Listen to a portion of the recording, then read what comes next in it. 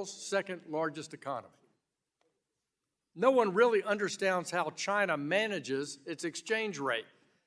It nearly has a $1 trillion trade surplus and a central bank controlled by authoritarian dictatorial political party. Its opaque predatory lending to developing countries has seen no significant restructuring. All this is an indictment of the IMF's leadership, and we need greater transparency. Turning from the IMF, the World Bank, and the Asian Development Bank still greenlight $1 billion per year for Chinese projects. I urge the Trump administration to end all World Bank and Asian Development Bank assistance to China by the end of President Trump's term. At the same time, I commend the World Bank for its recent openness to financing nuclear energy, which is a priority of mine and enjoys bipartisan support here in Congress. During the spring meetings last month, I met with officials from around the world who agreed that nuclear power is an obvious fit for the Development Bank's core mission. I was pleased to see you, Mr. Secretary, echo your support for nuclear energy in your remarks at the bank meetings as well. If we care about back-to-basics approach, the banks can go even further by recommitting themselves to public health, education, and infrastructure. For example, 70% of 10-year-olds in low and middle-income countries can't understand a simple written text. Over 400,000 children die of malaria each year. Half of sub-Saharan Africa has no reliable electricity. But for too long, the World Bank and others have spent more time and more money on climate change and empty rhetoric than trying to tackle these urgent development challenges. Mr. Secretary, our committee appreciated your remarks at the IMF and World Bank spring meetings where you outlined an active approach to these issues and noted the critical leadership role that the United States plays in our multilateral financial institutions.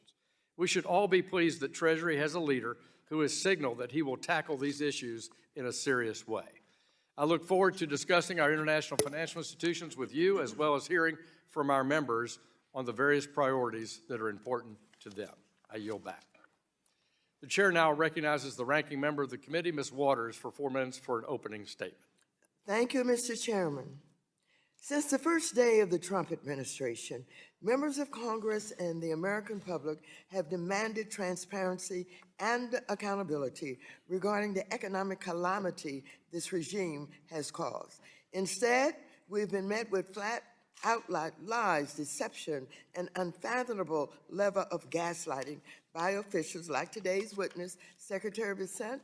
You are about to go down in history as the man who oversaw one of the most significant economic downfalls in modern history. The U.S. economy, which had the strongest recovery from the pandemic compared to other large economies in the world, is now falling behind.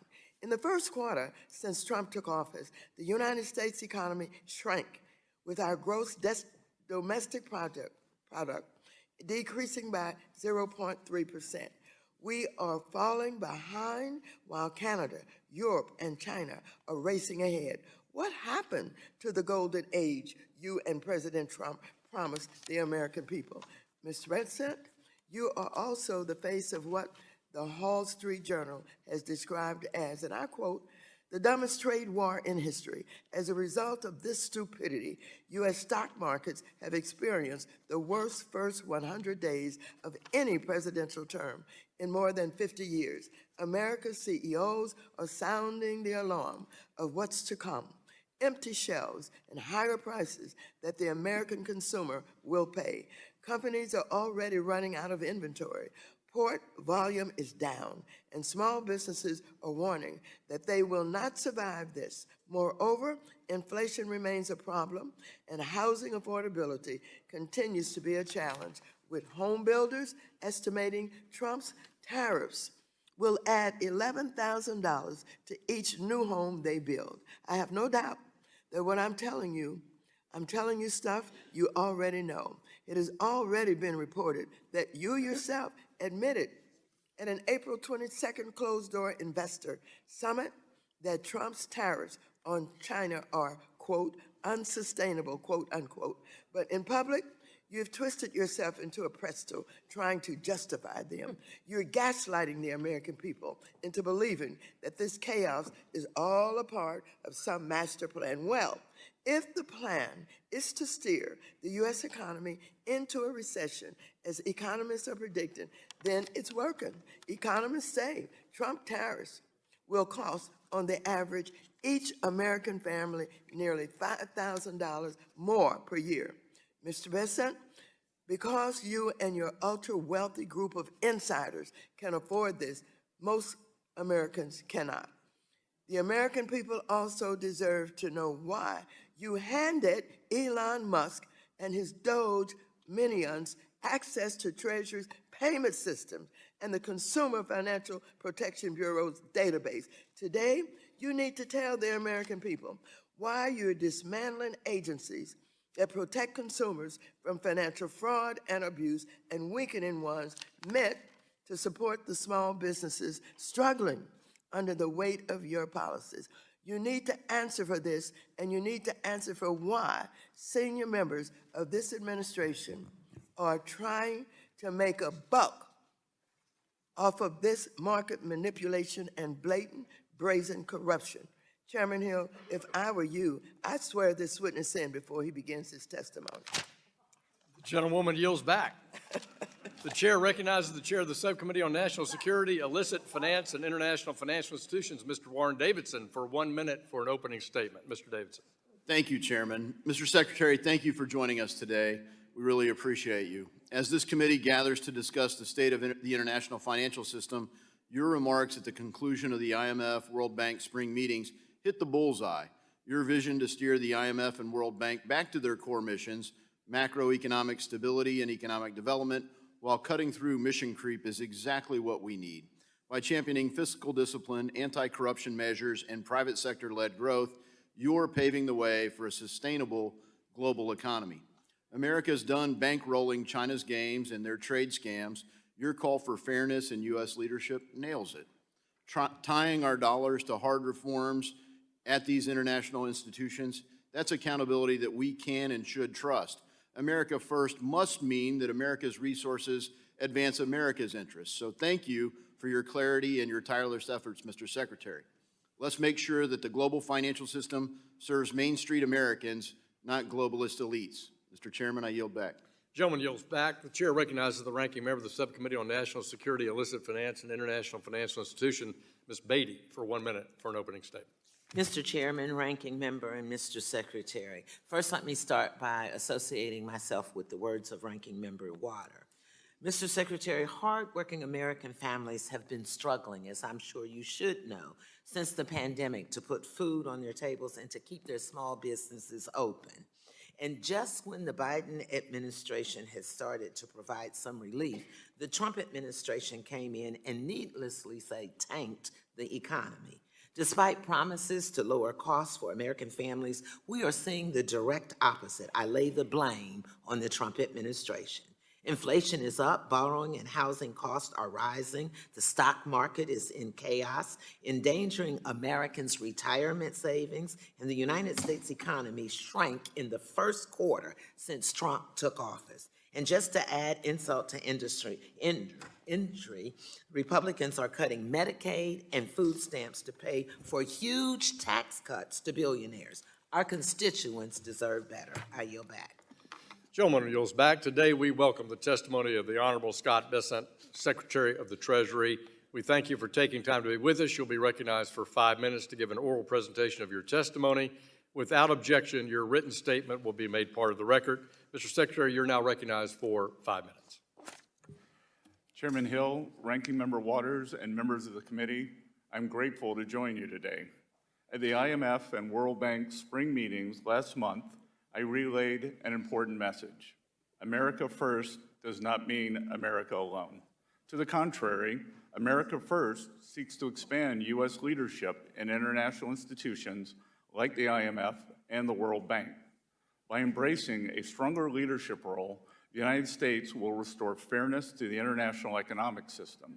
I look forward to answering your questions on this topic today, and I look forward to providing you with a broad overview of Treasury's achievements and future plans. Specifically, I would like to highlight the Department's efforts to boost U.S. economic growth, improve government efficiency, and target illicit actors that threaten our national security. The core components of the Trump economic agenda are trade, tax cuts, and deregulations. These are not standalone policies. They are interlocking parts of an engine designed to drive economic growth and domestic manufacturing. Tax cuts and cost savings from deregulation raise real incomes for families and businesses. Tariffs create an incentive for reshoring jobs and fair trade. And deregulation complements tariffs by making it easier to invest in energy and manufacturing projects. Already, this agenda is bearing fruit. In the first 100 days of the new administration, 464,000 new jobs were added to the economy. In April alone, over 177,000 American jobs were added, more than 40,000 more than economists predicted. All the while, employment remains low while real hourly wages continue to grow. As important as spurring job growth is wrangling inflation, and in this endeavor, the administration continues to make tangible progress. The CPI for energy goods declined in March, as did the price index for core goods, and the CPI for all items declined for the first time since the COVID pandemic. While the cost of goods is decreasing, so are energy prices. Complementary to our efforts to grow American prosperity, we are focused on improving efficiency across all levels of government, but especially the IRS. We just concluded a successful tax filing season, but the IRS still needs significant reforms to deliver efficient and cost-friendly results for the American people. In this endeavor, we have successfully cut $2 billion from the IRS IT budget without any operational disruptions.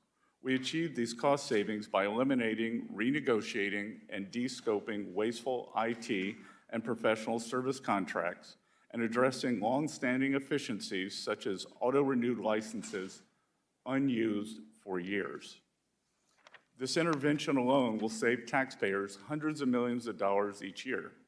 We are also taking steps at the IRS to reduce administrative costs with a particular focus on paper processing, which has been a long-standing bipartisan goal. Last year, the IRS spent approximately $450 million on paper processing with nearly 6,500 full-time staff dedicated to the task.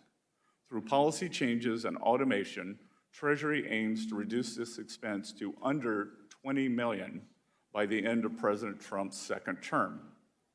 In addition to making government more efficient, Treasury is committed to working alongside the White House to make America safe again. To that end, we have launched a maximum pressure campaign against violent cartels and terrorist networks. We have assessed tens of millions of dollars in civil penalties against organizations facilitating money laundering along the southern border. And by leveraging sanctions, we are choking off the financial lifelines of terrorists, criminals, and hackers from Mexico and Guatemala to China and Iran. In the first 100 days of the new administration, we have set the table for a robust economy that allows Main Street to grow. With Congress and the White House working hand in hand, we expect to see even more positive results over the next few months. Key to expanding economic opportunity for all Americans is making the Trump tax cuts permanent. We are eager to work closely with members of this committee to pass this bill into law. Together, we can build a stronger, safer, and more prosperous America. Thank you. Thank you, Mr. Secretary. We will now turn to member questions, and the chair recognizes himself for 5 minutes for questions. Mr. Secretary, as I noted in my opening statement, I was pleased to see your endorsement of nuclear energy projects during the World Bank spring meetings last month. And on a bipartisan basis, this committee recently passed my International Nuclear Energy Financing Act, which would establish trust funds at the World Bank, the European Bank for Reconstruction and Development, and potentially other multilateral development banks. Senators from both sides of the aisle also support this concept. So would you support the idea of trust funds to benefit nuclear energy financing at the multilateral development banks. Mr. Chairman, this administration supports an across-the-board effort to increase the nuclear power for civilian use throughout the world, and we think that the World Bank should make that a key effort. Thank you. I also referenced my work over the past 5 years with the Treasury and others about IMF reforms. You also referenced that in your talk. Recently, the IMF shareholders agreed to a quota increase, and I appreciate the agreement that this agreement does nothing to increase the voting power of China or Russia, but were Congress to approve this agreement, it would allow future administrations to greenlight more general special drawing rights allocations close to $1 trillion. And that would mean $60 billion of new unconditional liquidity for the Chinese Communist Party, $25 billion for Moscow, and $7 billion each for the regimes in Caracas and Iran, with no sign-off from Congress. So even if rogue regime FDRs are rejected by Western countries, which we've seen in the case of sanctioned countries, they still could be exchanged behind the scenes for Chinese RMB, for example, and I believe this is unacceptable. Would Treasury, under your leadership, work with me to reform the SDR allocation process at the IMF? Mr. Chairman, we believe the SDR process at the IMF should serve the goals of the United States of America and not other states. And as I said in my speech during IMF week, this administration is aligned with you in your goals on the SDR. And furthermore, we believe that the IMF needs to get back to basics in working with countries when there is a market failure in financial markets rather than helping large, well-financed countries. Thank you. Well, we look forward to following up with you and walking through this. It won't be an easy task, but with international leadership from the United States, I think we can get there, and I think we will all benefit. And that means countries in trouble will benefit instead of just a general allocation approach. The president, since he's been in office, has championed high-profile investment issues revolving China. As everyone knows, he's been negotiating U.S. investors' acquisition of control, for example, over TikTok. In his State of the Union address, President Trump announced a major investment would see Americans take control of 2 ports near the Panama Canal that are currently owned by a Hong Kong-based business. I'm concerned that recently established outbound investment restrictions could make deals like this even more challenging. Under the regulations, U.S. investors don't actually know which companies are off limits, and Americans face bureaucratic hurdles if they want to take control from Chinese owners. What are your views on revising outbound program to change this? Since the president wants strategically to see American investors take control perhaps of some Chinese-owned entities, how do we make sure we get outbound rules right? Mr. Chairman, I want to thank you and the members of this committee for leadership on this. I had a very good discussion with 2 members yesterday where we talked about the importance of establishing either red light or green light and not having a yellow zone for outbound investment. The outbound investment security program is an important national security tool in our effort to restrict the PRC from exploiting the benefits of U.S. investment.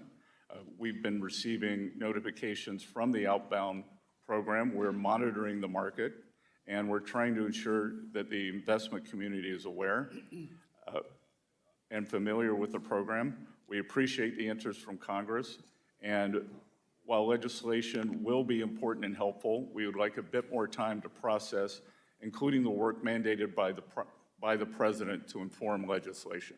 I appreciate that. We look forward to working with you. I yield back, and I'll turn to the distinguished ranking member of the committee, Ms. Waters, for 5 minutes. Thank you very much, Mr. Chairman. Secretary Bessent, this is the first time we've met. Is that correct? No, ma'am, we actually met one New Year's Eve in the Bahamas. And I was, He didn't make an impression. Why don't I remember that? well, you were much better at the electric slide than I was. And I was with the Prime Minister of the Bahamas yesterday, Prime Minister Davis, who sends his regards. Well, were you with my husband when he was the ambassador to the Bahamas appointed by Clinton? So, Well, you're not going to like this.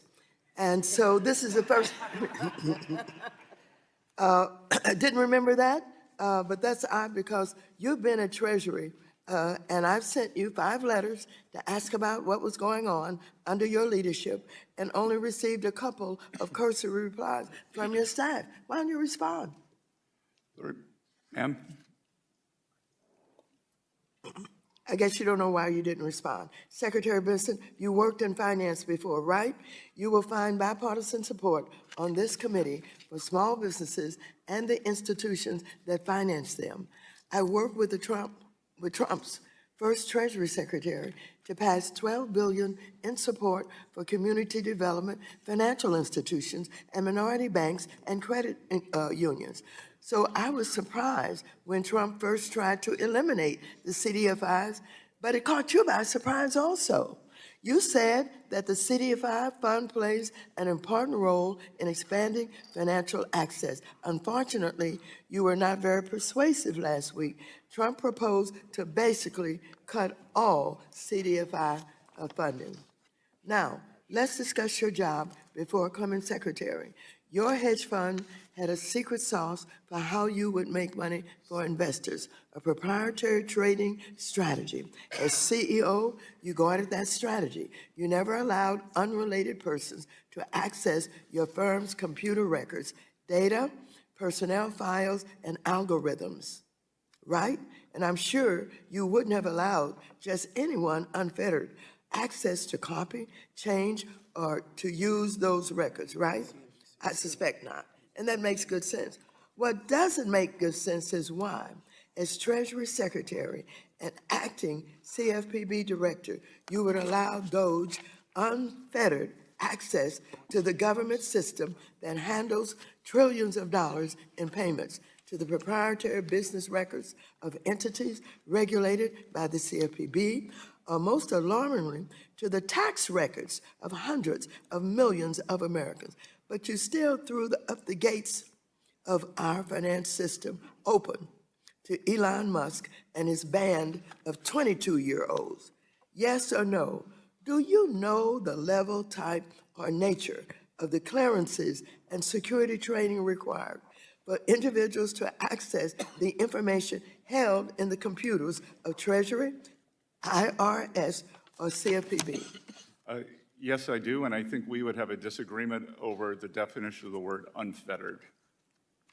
Mr. Secretary, did all the individuals working with Doge who were given access to Treasuries and CFPB's computer databases receive all of the required clearances and security training before they were granted access? Again, they were granted read-only access at Treasury. There were two. So let me just say, Doge employees. please, you can't filibuster here. This is not the filibuster playground. And so what you did was you let these strangers into our Treasury with access to all of the data, all of the personnel information, and you just opened the door. Why'd you do that? No, ma'am. They were Treasury employees. Oh, are you saying today in front of this committee that all of them were Treasury employees, that the 25-year-old who's being identified, who worked for Elon Musk, was allowed into the Treasury? Was that person there? He was a Treasury employee, as was Tom Kraus, the senior person on the Doge team. There were only 2 people. There were Doge employees also. Sorry? Do you know, were you aware that there were Doge employees coming into our Treasury getting all of our personal information? Well, ma'am, there is no such thing as a Doge employee. There were Treasury employees. I tend to disagree with you based on the information I have. Has any information been downloaded by anyone working with Doge from any of Treasury's or CFPB's computers? Answer yes or no. Not to my knowledge. You better learn. Gentlewoman I yields yield back. The gentleman from Michigan, the vice chairman of our committee, Mr. Heisman, is recognized for 5 minutes. Thank you, Mr. Secretary, for being here. And I just have to note that it's ironic that this has been declared a no filibuster zone by the same people who walked out of a hearing yesterday in filibuster. So, and just to give you one quick brief moment, are you saying that there was no unauthorized or unsanctioned persons that had access to the systems that you are in control of? Again, there were 2 employees. Yep. There were very strict guardrails, and they were there for an ERP function. Yeah, so they were authorized and they were sanctioned. Yes. So not unknown, and Elon Musk wasn't one of those 2 people? No, to my knowledge, Okay. Mr. Musk has never been in the Treasury building. Okay, all right. I have to hit on Burma and a little crypto, and if we have time, China. So I want to thank you for your actions that Treasury took this past Monday regarding Burma. The KNA, the Karen National Army, has become a haven for transnational criminal organizations that run illicit operations such as human trafficking and smuggling. The group has strong ties to the Burmese army, which has targeted religious and ethnic minorities such as the Rohingya since the civil war broke out in 2021. While the U.S. and our allies continue to impose sanctions against the military junta, unfortunately, the atrocities continue. My district, the 4th District of Michigan, is home to approximately 5,000 of these ethnic Burmese. And I'm just asking you, we need to do more to protect the people of Burma and to stop the genocide. Yesterday, I reintroduced the Brave Burma Act, a bipartisan piece of legislation that would require the president to determine on an annual basis whether to impose stronger blocking sanctions against the Myanmar oil and gas enterprise, the Myanmar Economic Bank, and foreign persons operating in the jet fuel sector of the Burmese economy, which has been a tremendous amount of their revenue. And it further limits the junta's ability to borrow at the IMF, which I think is one of the issues that the chairman was touching on. So these actions would target the heart of the military junta's revenue. So can I get your commitment that you're going to continue to work with my staff and us on a bipartisan basis as we try to address these issues in Burma? Congressman, we're happy to work with your staff on this legislation, and thank you for your leadership on this issue. I share your concern about imposing consequences on persons who threaten the peace, security, and stability of Burma. Treasury has the tools to continue to take action for the people of Burma, and working with you, we will continue to do so. That's great. And what's frustrating is while some of these sanctions have been put in place, a sanction's only as good as the willingness to enforce it. And we have seen them receiving financial support, the junta, from around the world, especially, frankly, as they ramped up production during the last administration. So I'll note it's not just Burma, it's places like Iran, that this illicit activity that has gone around the sanctions has been allowed. In some cases, Treasury has granted these licenses. I sit on the Foreign Affairs Committee as well, and we see this all the time. I want to touch on crypto. Yesterday, as I had mentioned, the committee held a hearing with House Agriculture, or attempted to hold a hearing with the House Agriculture Committee. Turned into a very important roundtable as well regarding digital asset market structure reform. So can you quickly explain how important it is for America to take the lead here, especially as we see China leaping ahead? Yes, sir. We believe that the United States should be the premier destination for digital assets. And as members of this committee and the Senate are attempting to do, create good market structure around that, so that U.S. best practices are used around the world. And that's really the point, right, is having American U.S. best practices to sort of set the pace for others to follow rather than us trying to fill in the holes that, that may be created by, as others set that pace. Yes, sir. And also that digital assets are an important source of innovation that will drive the, that can drive usage of the U.S. dollar around the world, as with stablecoin legislation. There is speculation that there may be up to $2 trillion of demand over the next few years for U.S. government securities from digital assets. My time has expired, but I'll send you my question regarding Chinese debt trap diplomacy. So with that, I yield back. Gentleman yields back. The gentleman from New York, ranking member of the Small Business Committee, Ms. Velasquez, is recognized for 5 minutes. Mr. Chairman, I want to raise a point of order, Yes, ma'am. but I don't want the clock to be eating my time. I'm sorry. Yes. I would like for the witness to be swearing in before I ask my questions. Chair doesn't see a need for that. You may ask your question. Your time can start the gentlewoman's time over at 5 minutes. Secretary Bessent, you were on CNBC earlier this week making claims saying we are very close and maybe we will see some deals this week on tariffs. So tell us, tell the American people, tell small businesses and consumers, tell retirees, specifically, which countries are you close to striking deals with? I'm sorry, Congresswoman, but that would not benefit the United States. No, I'm asking you a question based on the statement that you made on CNBC. And I am telling you that it would be detrimental to the interest of the United States for me to answer that question. Why will that be detrimental? Because as the negotiations may still be in process as we speak, as we are not at the end of the week yet, I am sure that you, through your question, would not want to compromise the U.S. negotiating. Reclaiming my time. Would you? Secretary Bessent, the president goes into a press conference and claims that there are negotiations going on. And then the next day, there's no negotiations going on. So why would you not answer my question? And that will be considered detrimental to the American people, to the American economy. I do not understand. Despite your claim— I'm happy to say there are negotiations going on. I'm not going to reveal the details. No filibuster. No filibuster here.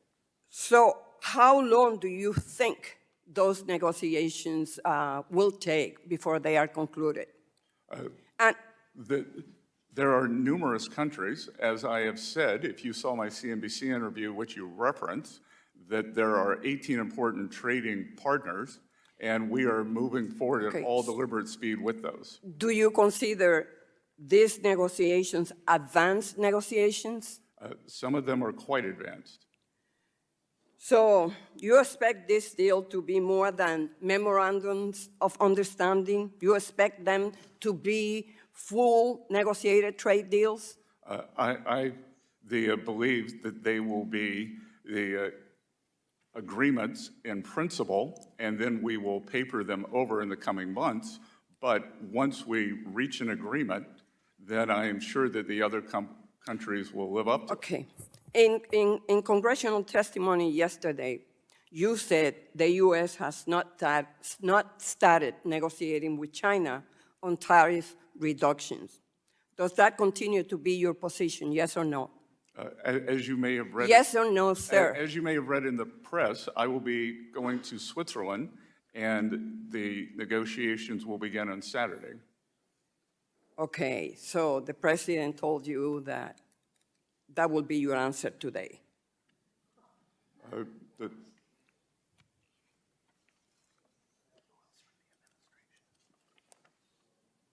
So can you tell who from the Trump administration is engaged in those discussions Which discussions? with China?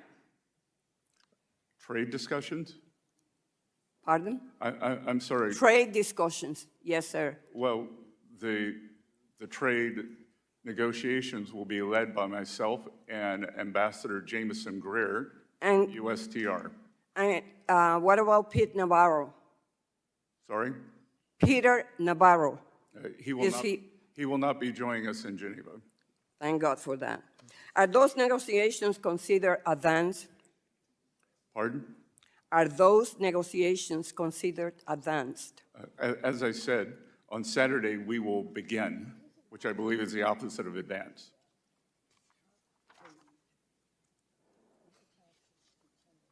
Secretary Bessent, as Treasury Secretary and a senior member of President Trump's economic team, has President Trump given you the authority to finalize any trade agreement with China or any other trading partner?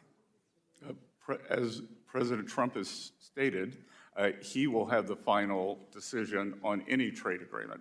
So you're telling me all of these increased prices, the stock market losses, the production delays are all based on the whims of Donald Trump, that you could strike the best deal with Canada, Mexico, or even China, that is completely in our favor, giving us everything the administration Gentlewoman's is time has seeking. expired. And if President Trump decides at any certain moment, Gentlewoman's time has for whatever reason, not to take the deal, that will be it. I yield back. The gentleman from Oklahoma, Mr. Lucas, who is chair of our Task Force on Monetary Policy, is recognized for 5 minutes. Thank you, Mr. Chairman. Mr. Secretary, as the dust has continued to settle after last month's episode of Treasury market volatility, can you give an updated assessment of those events, and how would you characterize the functioning of the market during that period? During the dust-up in Treasury The markets? how the market was very well functioning. It was volatile, but the underlying infrastructure worked quite smoothly, sir. Does the Treasury Department have the tools necessary to address market volatility? You've said you may increase the use of the buyback program. Are there other authorities that might be helpful to address the challenges of the market? Yes, sir. We have a very large toolkit that we can deploy, as does the Federal Reserve. Taking a step back, Mr. Secretary, can you provide us with a sense of what regulations the administration is working on to bolster resilience in the Treasury market and the timelines when you would expect those changes to be announced? This is a core issue on the task force I and a number of my colleagues are working on. Sir, the auction sizes, the current issuance sizes leave us well positioned to address potential changes in borrowing needs. I can tell you that investor participation in auctions, there's been broad investor support. Our weighted average maturity is about 61.2 months, which is quite fulsome. And we have implemented a buyback program with two objectives: liquidity support and cash management. One last question along that line. I've long said that the administration should look at reforming regulations like the supplemental leverage ratio to relieve some of the constraints that market participants are facing in the Treasury market. I hope you'll consider looking at that. Sir, Treasury does not look at that, but I believe that it is a high priority for the three regulators, the OCC, the FDIC, and the Federal Reserve. Thank you. And as the SEC continues to implement their clearing rule, a number of firms, including those outside the United States, are looking to provide clearing services for U.S. Treasuries and their derivatives. How are you working with the SEC and the CFTC to ensure the integrity of the Treasury markets as these firms look to intermediate? Sir, the Treasury market is a global market, and we welcome new participants, and we want to make sure that best practices employed in the U.S. are also employed globally. And the reason I ask that is, and if you could specifically comment on the clearing of U.S. sovereign debt outside of the United States, what risk could that potentially present?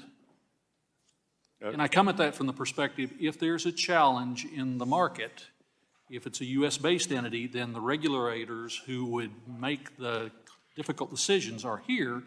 If it's outside of the United States, they might have a different perspective. We are constantly studying that, sir. As of now, we do not believe that it presents a risk, but I will, as we continue our studies, I will have my staff interact with your team. Absolutely, Mr. Secretary. And one final question. Primary dealerships ships has become an expensive proposition for firms, which in one explanation for participants leaving the market, it's one of the many explanations. Should we be looking at ways to make the environment friendlier to investors wanting to become primary dealers?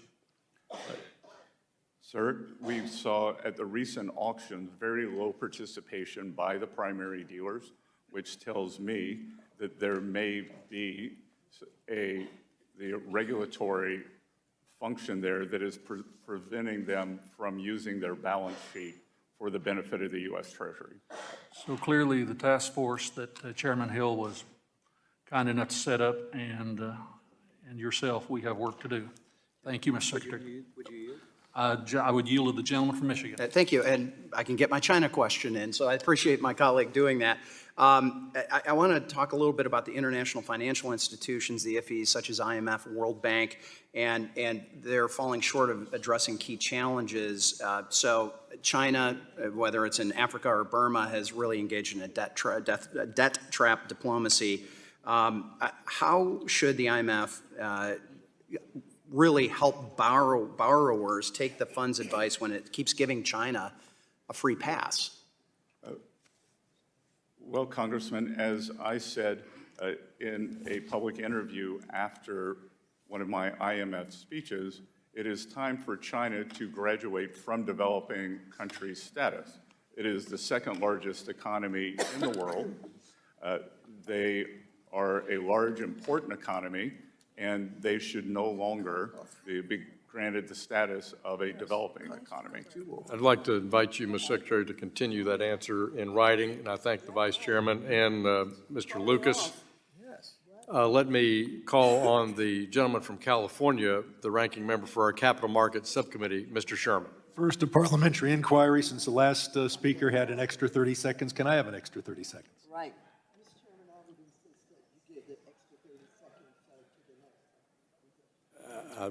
I would be happy to do that. Mr. Chairman, I agree with you that special drawing rights should be increased only with congressional input, and I agree with Mr. Huizinga that we have to focus on Burma, Myanmar.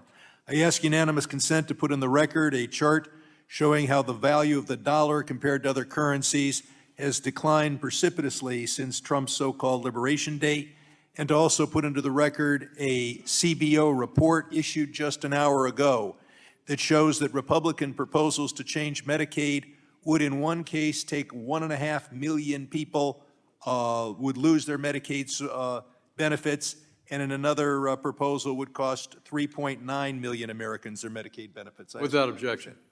I also ask unanimous consent to put in the record a letter I sent to the Secretary, responded to by his Assistant Secretary, dealing with direct file, which means you don't have to pay TurboTax because the IRS has the software.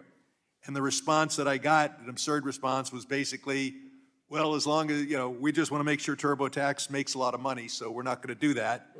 And I would point out that the IRS could send every American, for their voluntary use, a proposed first draft of the tax return, since you already have the W-2, you already have the 1099, and you don't have all the input errors that come from people doing their own returns. But that is something that your administration is stopping. I would ask you, Mr. Without objection. Yes.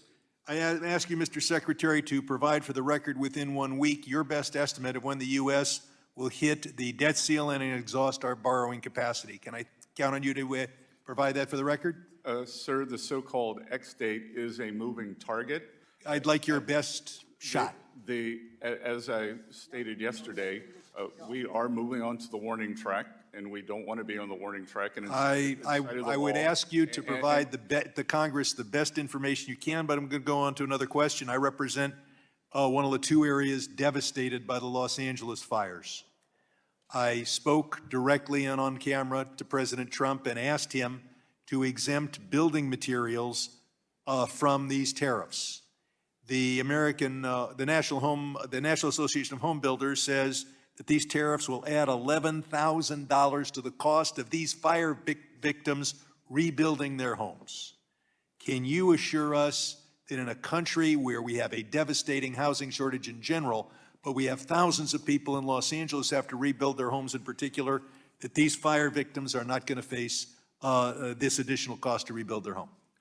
I will look into that matter, and I was. That is exactly what the president said in January. I was in Los so Angeles far. this weekend, and I toured the devastation. Thank you. I hope you saw the devastation of the Palisades, and I hope you won't be imposing another $11,000 cost on every home builder.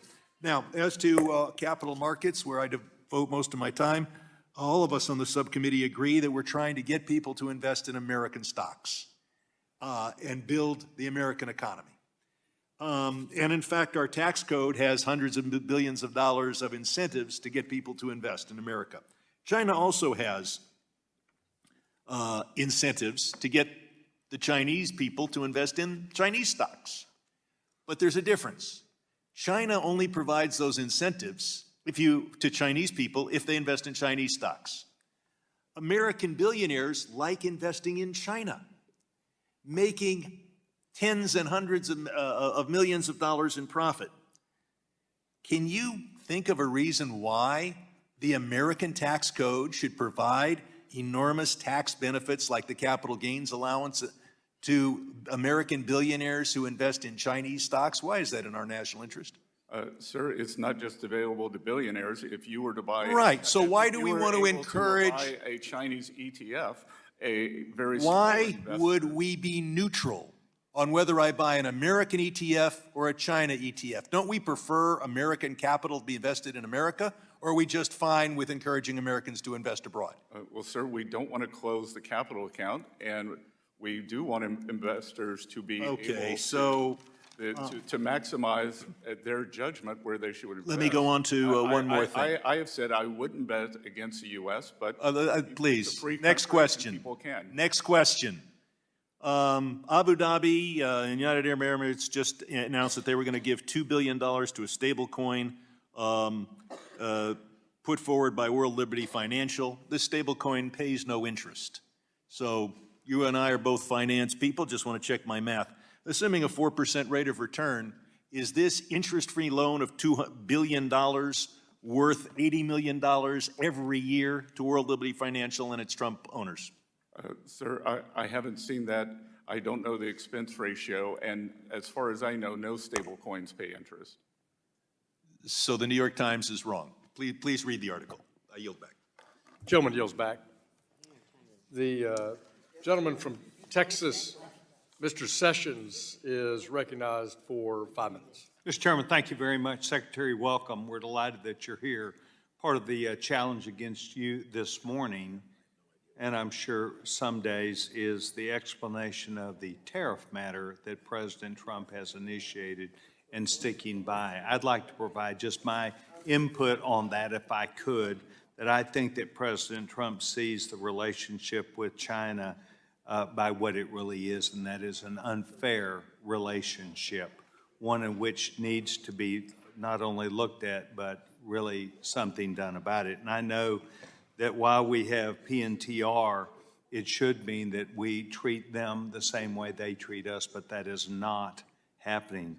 President Trump, as part of these changes, has changed the de minimis rule, and that de minimis rule was the amount of money that a package, when it comes into our country under this circumstance, whether it was looked at or not, whether a tariff was paid upon it. And I believe that there were Chinese companies taking advantage of that. Some 4 million packages a day were coming to the United States. And I say were coming because I do not believe that that rate is still occurring. As a result of that, what happened is it contributed to the fentanyl issue that we had because we did not look at these packages with the same viewpoint that others did.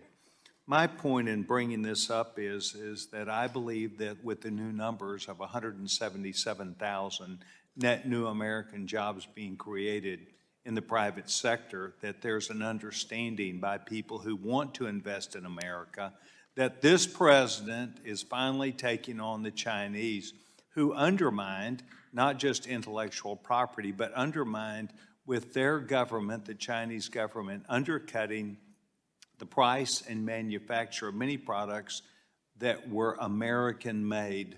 Many of them, or some of them, might be power tools. And of course, we know Craftsman is an American-made product. But it is not uncommon, was not uncommon for their tools to be on the internet at $400 or $500, and for a Chinese product to be brought in for $40 or $50. That undermined not just our intellectual property, but actually undermined the manufacturing that takes place in this country. And I'm delighted that you and the President are engaged in balancing that out, and I think that's what this 177,000 new American jobs net provided for us, because it's people who want to invest in the United States, knowing that finally we have a president that will protect that onslaught of Chinese goods, undercutting American, not just jobs and intellectual property, but the events that take place therein. And I think this president has done a great job, and I want to offer my support for that, because I think that part of what the president has done is set a new challenge and mark for Americans now to pick up that part that was before challenged by China. Mr. Secretary, Russia still earns over $700 million a day in fossil fuel revenue that helps its war against Ukraine. And I think that most of us here would like to see Russia held accountable. Can you talk to me about sanctions that are or are being considered against Russia energy firms as it relates to selling their products to China? Yes, sir. And I will tell you that the Biden administration exercised, with regards to Russia and Ukraine support, a big dichotomy. On one hand, they were giving aid to government of Ukraine. On the other hand, their sanctions against the Russian Federation were very, very weak. The sanctions were just against some of the lower-level oil companies. There was a price cap that has never worked. On his way out the door, in a fit of bravery, the National Security Advisor, Jake Sullivan, raised the sanctions because the Biden administration had been worried about upsetting the oil price, pushing up oil prices during an election year. The Trump administration, through our energy abundance and signaling to the energy markets, crude oil is down about 20% thus far this year. And I read with great interest this morning that Russian Federation revenues were down 12% last month, which will put a dent in the Russian war machine, sir. Mr. Secretary, I hope that you'll find today Thank you, Mr. valuable for us and yourself, and I hope you'll know that we want Gentleman to come. from, Thank you very much, Mr. Chairman. gentleman from New York, Mr. Meeks, is recognized for 5 minutes. Thank you, Mr. Chairman. Mr. Bessent, let me, I'm just a plain, simple man, the average, everyday American is looking at this hearing today. So can you tell me first, does trade deficits constitute a national emergency? The hollowing out of the U.S. No, just yes or no. class, Yes or no? Yes or no, It's a sir. national emergency, sir. It does. It does. You're telling me trade deficits equals a national or creates? Persistent and prolonged. Okay. Yes, sir. And do you know also, sir, that for the last 4 decades, we've had trade deficits in the United States of America, and nobody said it was an emergency? Democratic and Republican presidents? You know what that says to me? That it's not an emergency because it hasn't been for 4 decades. It says to me that we should bring tariffs back to the United States Congress so that we can make that determination as the Constitution has said and not try to go around Congress. That's just unbelievable to me. Let me ask this question. Maybe I missed it. Who was the president, and who has been the president since January 20th, 2025? Donald J. Trump. Okay. And who was the president in 2024? One believes President Biden. One believes? Are you one of those non-believers that the election, the American people didn't vote? I am not. You're not? You said one believes? Do you believe in the Constitution of the United States and it should be abided by? I believe in the Constitution of the United States. So you believe in it without any second thought. You don't have to think about it. You believe in it and you would abide by it. Is that correct? I have and I do, sir. Okay. Well, do you know that a president has said he may or may not? He don't know? Let me ask this question. I couldn't believe my ears. Sunday, during NBC's Meet the Press, President Trump credited himself for the strong economy in 2024 when Joe Biden was president, but then he blamed President Biden for a weak economy in 2025 when he was president. Now, I'm not so sure how the American people puts that together. In 2024, strong economy, he tries to take the credit. In 2025, when he's the president, he blames Joe Biden. That doesn't make sense to me. I don't think it makes sense to most Americans, and I hope, Mr. Secretary, you're a businessman, it doesn't make sense to you either.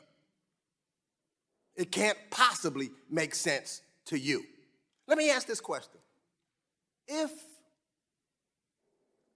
a government, say, look, Argentina, I remember when I came here, and Argentina kept failing to pay its debt. Not once or twice or three times. And we were all upset about it, and we said that they needed a host, somebody needed to take over their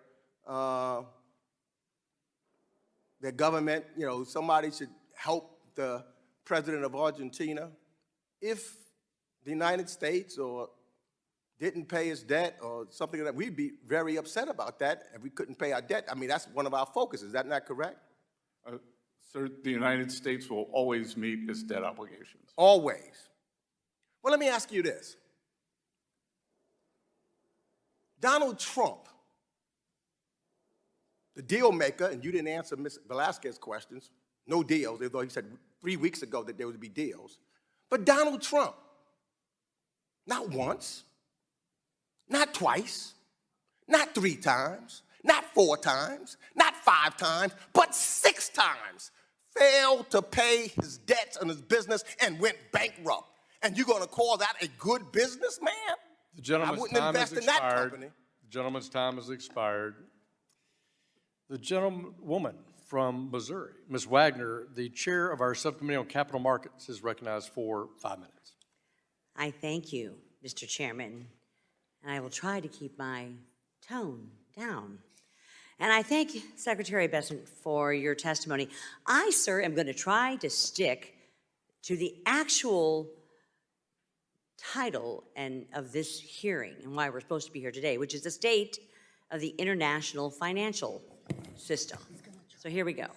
Mr. Secretary, under the Biden administration, Congress required Treasury to determine whether any Chinese financial institutions were engaged in oil purchases from Iran, no matter how small or how large the transaction. This determination would subject these Chinese entities to secondary sanctions, sir. And just last week, the president himself ordered such sanctions for any purchase of Iranian oil, which helps, obviously, the Ayatollah finance terrorism around the world.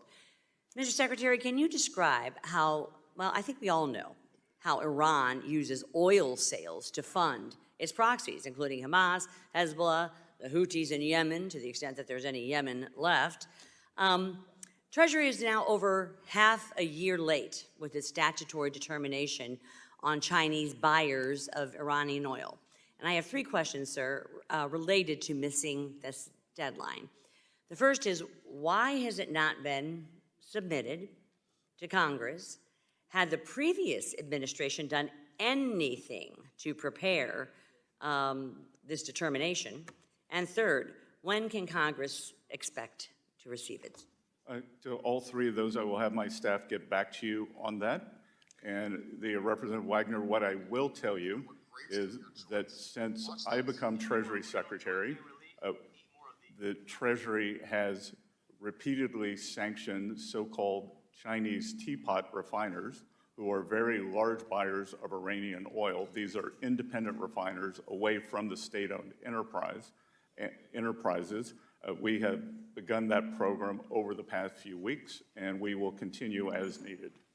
Good. Well, and I know that you're in negotiations with, I'll say, that 18th country, which is China. We are thrilled to hear of your trip there, and I hope that this is something that you will discuss with them in terms of their purchasing of Iranian oil that does nothing but lift up a regime that is funding terrorism throughout our world, I'll say. What actions has Treasury taken to combat cooperation between Iran and China on illicit finance and money laundering? Well, again, the secondary sanctions on these teapot refiners has been a very fulsome effort, and we will continue that. When President Trump left office, Iranian oil exports were between 100 and 300,000 barrels per day. Now they are 1.6 million barrels per day, which allows the regime to finance its terror proxies, not just in the Middle East, but all around the world. Correct. Yes, and we've seen it, and we've lived it, and it has caused unbelievable death, devastation, and grief, and resources, and loss of life throughout our world. And I am proud that the President himself endorsed sanctions just last week for any purchase, not just from China, of Iranian oil. So I hope that we can get a report on what's been happening with China. Switching gears, in February, several members of this committee and the Senate, including myself and the chairman, and the Senate Banking Committee sent you a letter voicing concerns about the European Union's Corporate Sustainability Due Diligence Directive, or CSDDD. This directive, which was finalized by the EU last year, will require many American companies to evaluate their supply chains and end certain business activities not based on U.S. law, but due to UN principles. This directive not only hurts our economic competitiveness, but also undermines our jurisdictional sovereignty, sir. It would force both public and private companies to comply with regulations that have not been approved by Congress, while also exposing them to increased litigation and risk in the EU. I am running out of time, Mr. Chairman, but this is something I feel very strongly about. It is in with the international realm here, and I have 2 questions regarding this Gentlewoman, that I time has will expired. submit for the record. Thank you. They will be submitted for the record. Recognize Mr. Scott, the gentleman from Georgia, for 5 minutes. Thank you, Chairman. Secretary Bessent, let me ask you this. Do you agree that the FDIC plays a very essential role in safeguarding our depositors, ensuring prudent bank supervisors, and maintaining the safety and soundness of our financial system? Congressman, I agree that a well-functioning FDIC is essential to the U.S. financial system. And on Monday, you said this, and I quote, you said this, that the president tasked you with helping him choose the leader of the financial regulators so that we are all aligned, all regulators, to be safe, sound, and smart. And you went on to list the key positions that you've done that, including a new vice chairman for supervision of the Fed, a new head of the OCC, and Paul Atkins of the Securities and Exchange Commission, and a new CFTC commission. But as of this morning, we have no FDIC chairman full-time. It is now under temporary leadership of an acting chair named Travis Hill, with the president having no current plans to either formally nominate him or find a replacement. The nation is watching us. Why we don't have the head of the FDIC.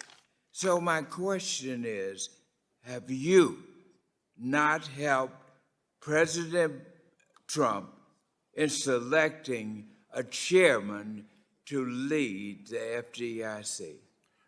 Congressman, I would point out that under the previous administration, there was only an acting chair of the OCC for 5 years. 5 years. That Mr. Hill is the acting, and as a matter of fact, the head of the OCC, the head of the CFTC have not been confirmed, so those are in fact acting also. Mr. Hill is a very capable regulator, having been on the board of the FDIC. Yeah, I'm not.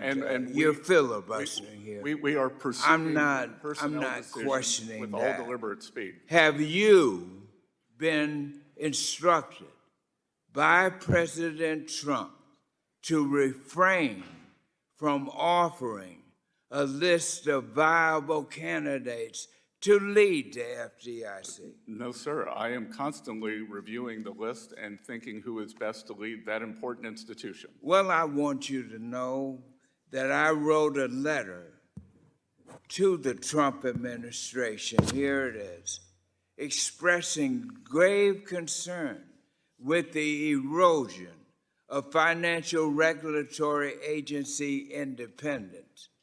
And, Mr. Chairman, I'd like to submit this for the record. Without objection. And we remain highly alarmed by this growing perception that our financial regulators have acquiesced to political pressure from this administration, perhaps even from the President of the United States.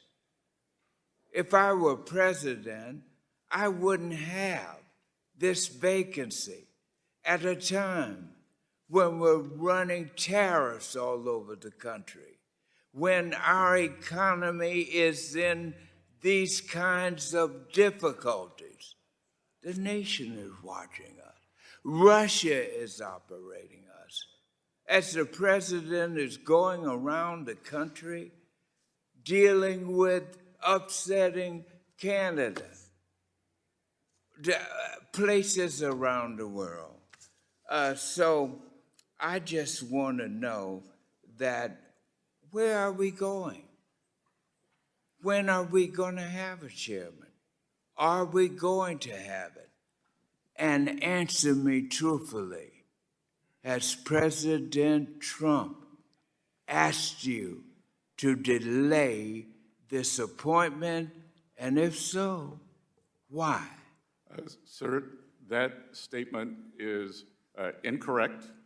He has not asked me to delay that appointment, and I believe that your question is, when are we going to have an FDIC nominee?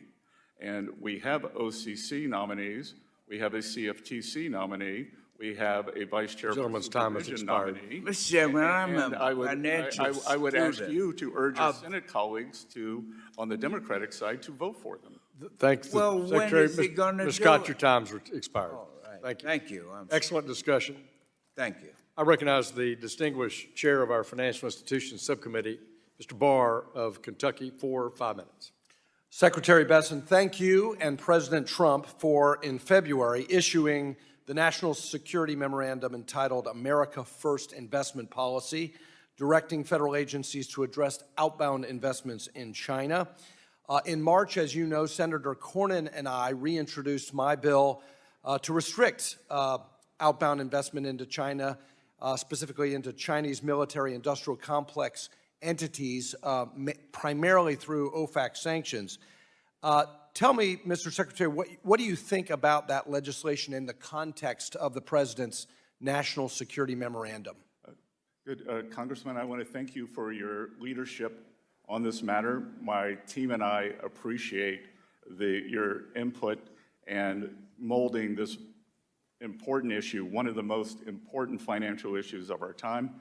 It is a new national security tool that we restrict the PRC from exploiting the benefits, and we appreciate that Congress wants to move forward legislation that is important and helpful, and we would like a bit more time for our process, including the work mandated by the President to inform the legislation so that it is durable because of the importance of this. Well, thank you, and I look forward to working with you and the President to align our legislation with the President's policy on this, and I want to give you and President Trump another tool of economic statecraft to increase President Trump's leverage in his negotiations with General Secretary Xi.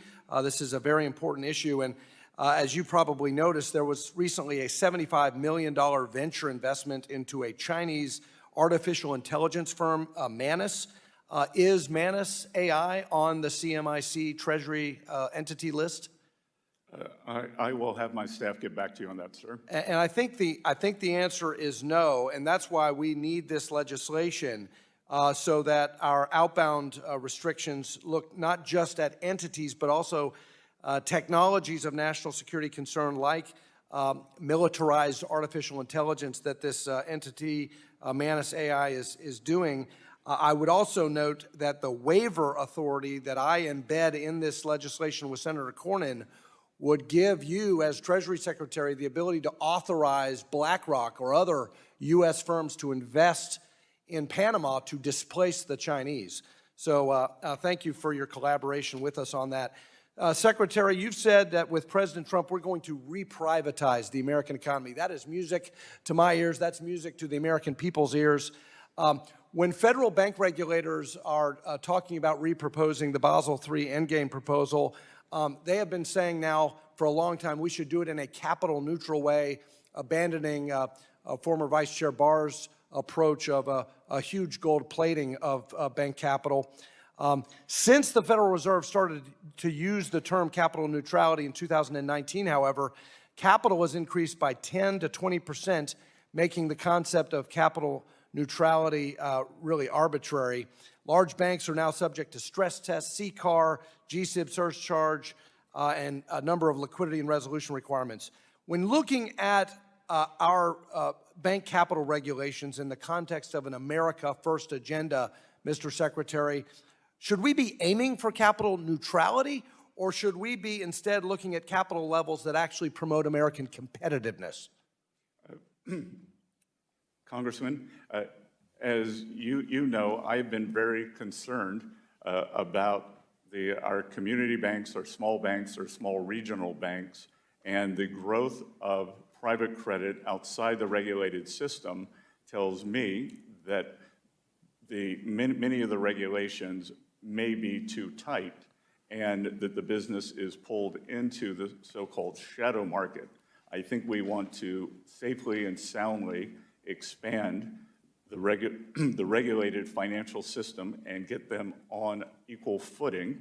And I think that these capital levels that are predictable are very important for that. Last question about China investment in Venezuela. Last week, Venezuelan Vice President Rodriguez asked Chinese officials to increase oil purchases as the country is feeling the squeeze on its energy sales. Tell me what you think about OFAC licenses for U.S. companies operating in Venezuela when those American firms could displace China to enhance American energy dominance. It is a very acute balancing act there between displacing China, but U.S. entities providing hard currency for the Maduro regime, and we are constantly Gentleman's time has weighing expired. that. I look forward to working with you on that issue. Thank I you. yield back. Recognize the distinguished gentleman from Massachusetts, our ranking member of the Digital Assets, Financial Technology, and Artificial Intelligence Subcommittee, Mr. Lynch, for 5 minutes. Thank you, Mr. Chairman. Mr. Secretary, thank you for coming before this committee and helping us with our work. Mr. Secretary, between March 11th and March 15th, 2025, you and more than a dozen senior officials, including of the Trump administration, including Secretary Hegseth, Director of National Intelligence Tulsi Gabbard, National Security Advisor Mike Waltz, used a commercially available, non-governmental, encrypted, non-secure app to discuss and coordinate imminent U.S. military strikes in Yemen in a group chat entitled Houthi PC Small Group. Particularly, Defense Secretary Hegseth shared actionable intelligence, including sensitive and classified details of an imminent military operation against Houthi rebels and other military plans. These included precise launch times for U.S. jet fighter assets, targeting locations for those Houthi rebels who were, by the way, equipped with anti-aircraft systems. Mr. Hegseth shared the targeting sequencing against Houthi rebels and described the weapons systems, the U.S. weapons systems involved. National Security Council has confirmed that this signal chat was authentic and that you had participated.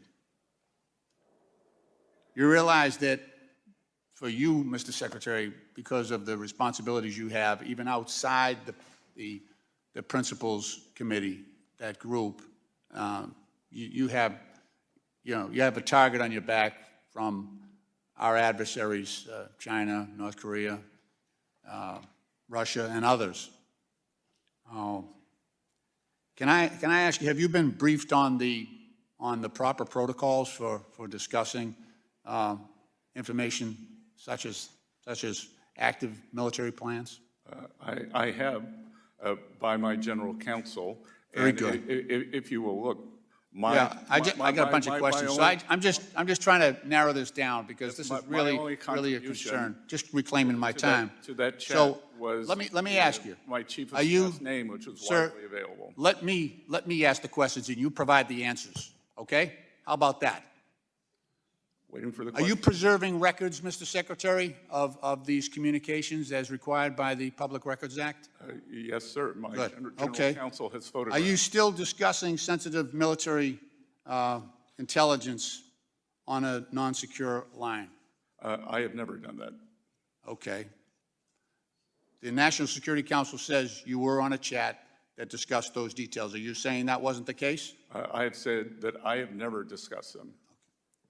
Someone discussed it with you. You were on a non-secure line for a meeting with other secretaries, right? Those people I just mentioned, you weren't on that chat?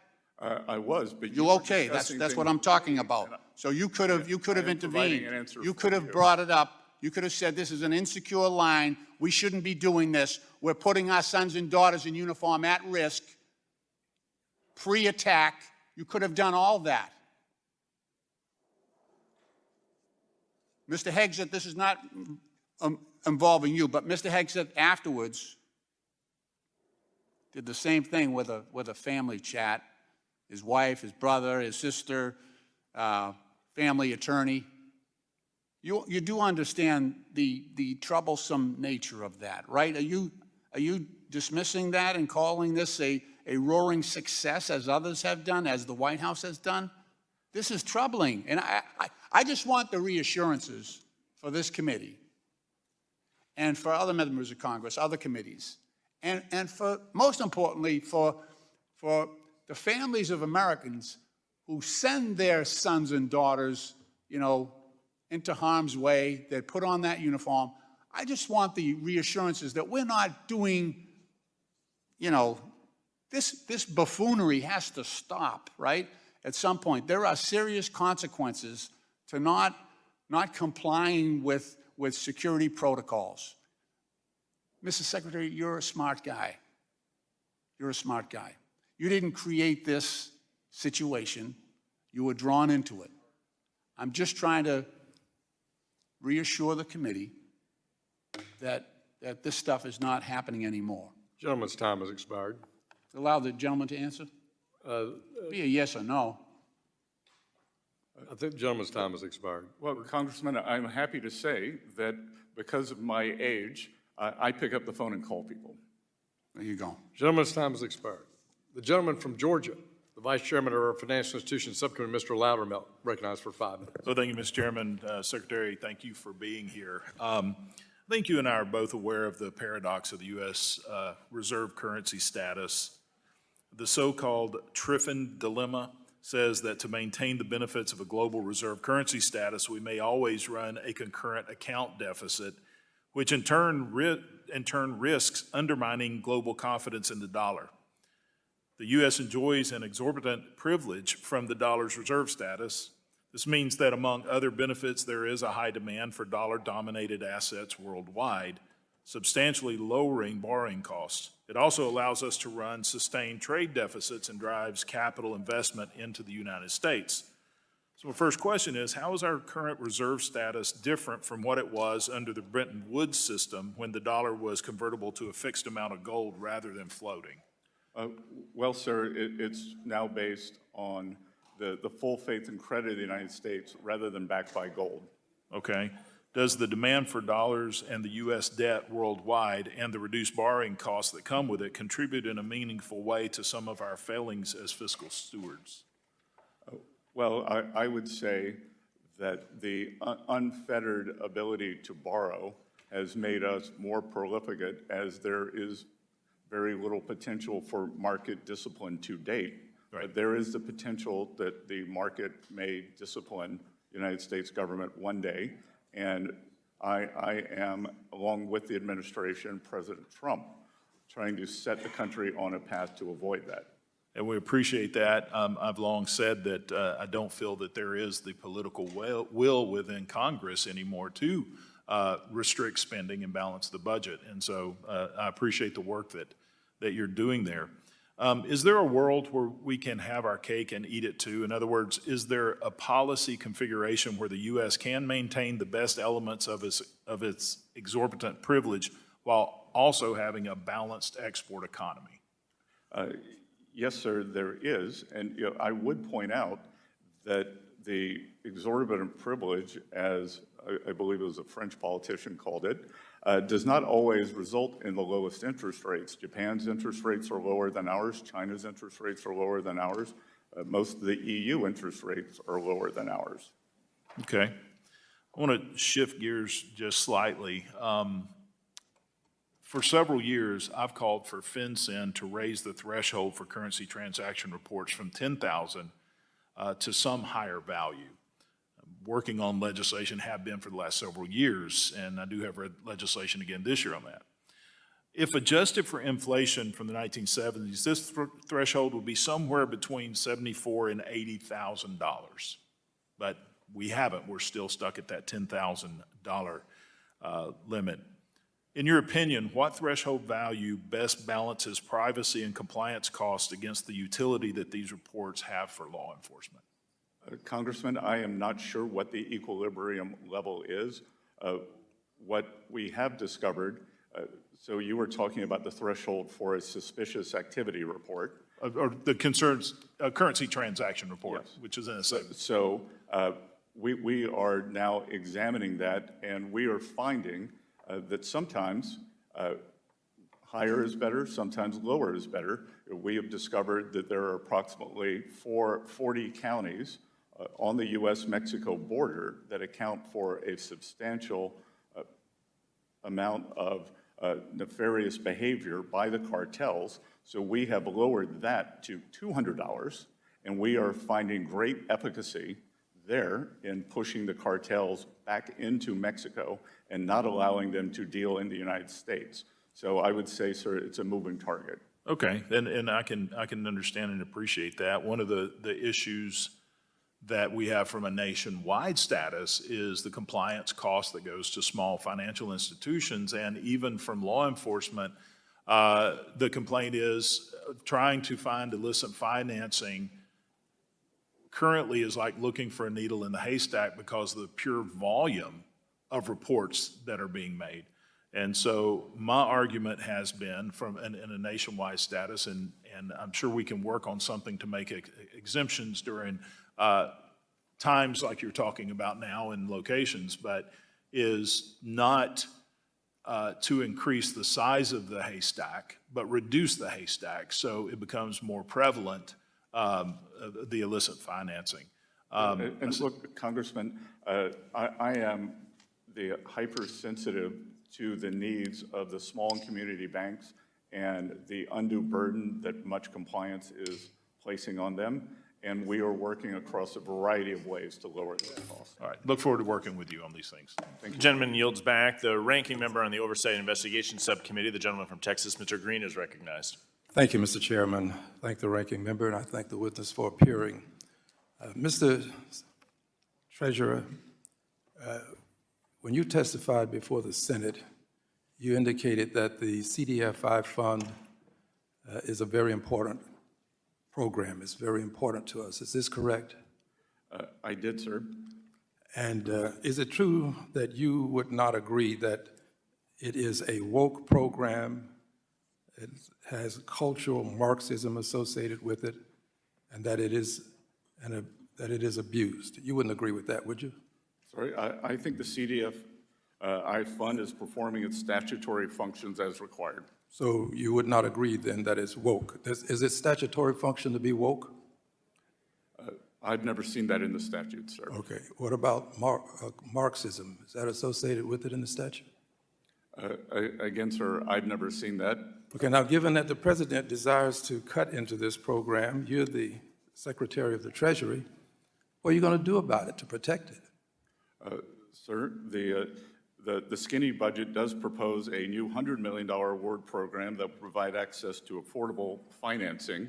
Does that take care of the many billions that we put in, $12 billion to support the CDFIs? That's a lot. It's quite a distance from the $12 billion, sir. What are you going to do about it?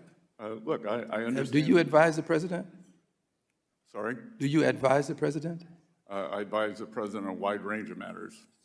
Is this considered a part of a wide range of matters? Would you advise the president that he shouldn't cut these funds? I look forward to working with you and the committee to ensure these programs operate efficiently for taxpayers. What about efficiently for taxpayers and efficiently as a result of them being in place to do so? If you don't have the money, they can't be efficient. They can't serve taxpayers if you don't have the money. 61% of these programs are in Republican districts. Is there a question? Yes, it is a question in the sense that I'm asking you to suggest to the president that this is important and that you not cut it. So the skinny, as I said. 100 million is quite a distance from 12 billion. Well, that's not the annual appropriate, 12 billion is not the annual appropriation. No, but 12 billion is what we, a bipartisan group of folk, put into the CDFIs as well as into the minority depository institutions. We don't want to see that cut. Let's go to another area. Do you agree that when a tariff is imposed upon a product that's coming into this country, that the tariff is collected at the border? Yes, sir. And do you agree that that money that's collected goes into the Treasury's coffer? Yes, sir. And do you agree also that if the person that is importing this product is of the opinion that it is something that his clientele, his customers desire, that he will pay that tariff? Yes, sir. And do you agree that when he pays that tariff, he's likely to pass it on to his customers, his consumers? Sir, the laws of economics would say that they're very elastic. I understand, but do you agree that he is likely to do that? Do you agree that he does it sometime? Do you agree that he does it sometime? Again, do you agree that he ever do it? Does he ever do it? Sure. So your position is, as the great treasurer you are, that this is not passed on to the taxpayers? It could the be. consumers? It could be? Well, is it ever? It's hard to say yes, isn't it? It really no, is. it's not hard to Don't say- listen, sir, sir. it's You not don't hard to have to say- fear. Don't listen. it's not hard Don't to say- don't fear the president, sir. There- Is it ever passed on? Have you ever heard of this tax money being collected and passed on to the consumer to pay? Have you ever heard of that? Well, the most recent studies from. Okay, President let's go on to Trump's this point. term I have a show better that point to make. 20% Excuse me, tariffs, I'm reclaiming my time. I have a better point. passed Listen along. just a second. I only have a little bit of time.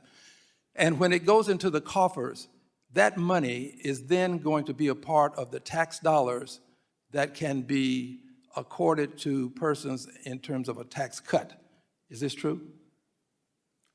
It's part of the overall. Yes, it budget. is true, which means that the consumer, the person who pays that tax, this tariff tax, when he makes that purchase, is going to put his money in your coffer, our coffer, and then the president later on can say, you got a tax cut, but it's really the money that the consumer has put into your coffer.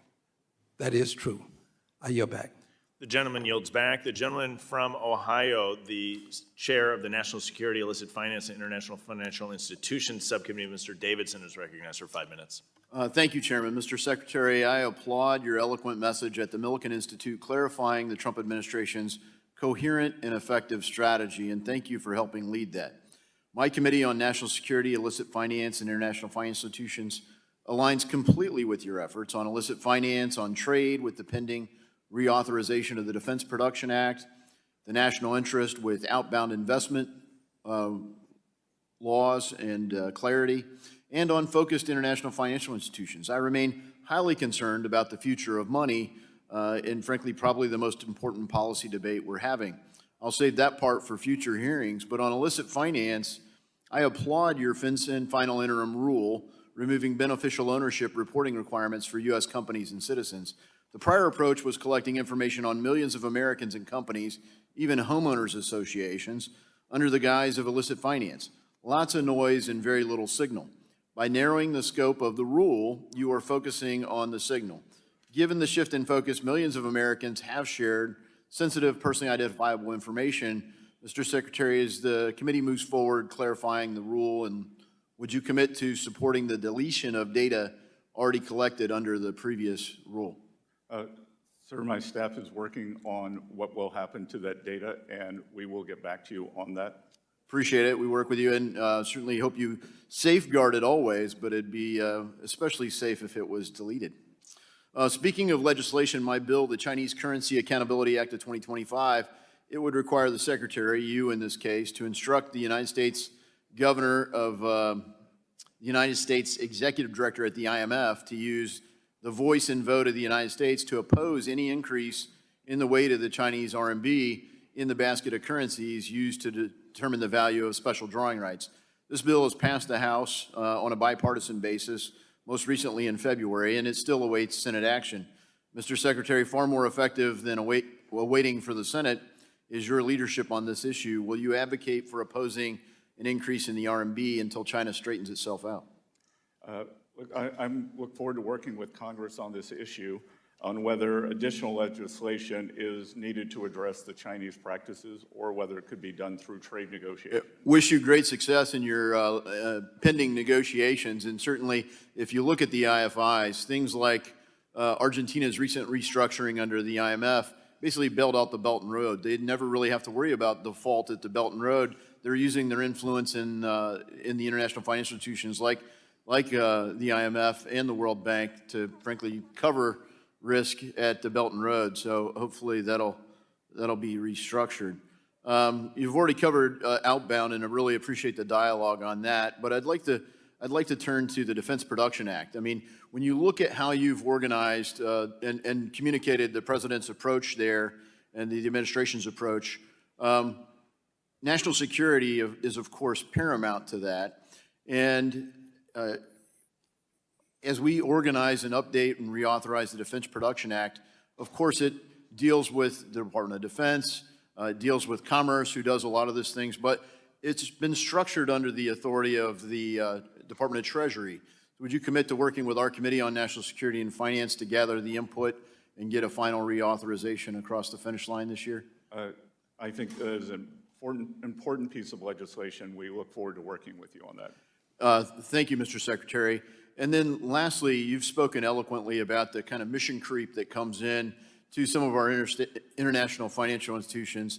And as you know, the IMF set up a climate fund in 2022 known as the Resilience and Sustainability Trust.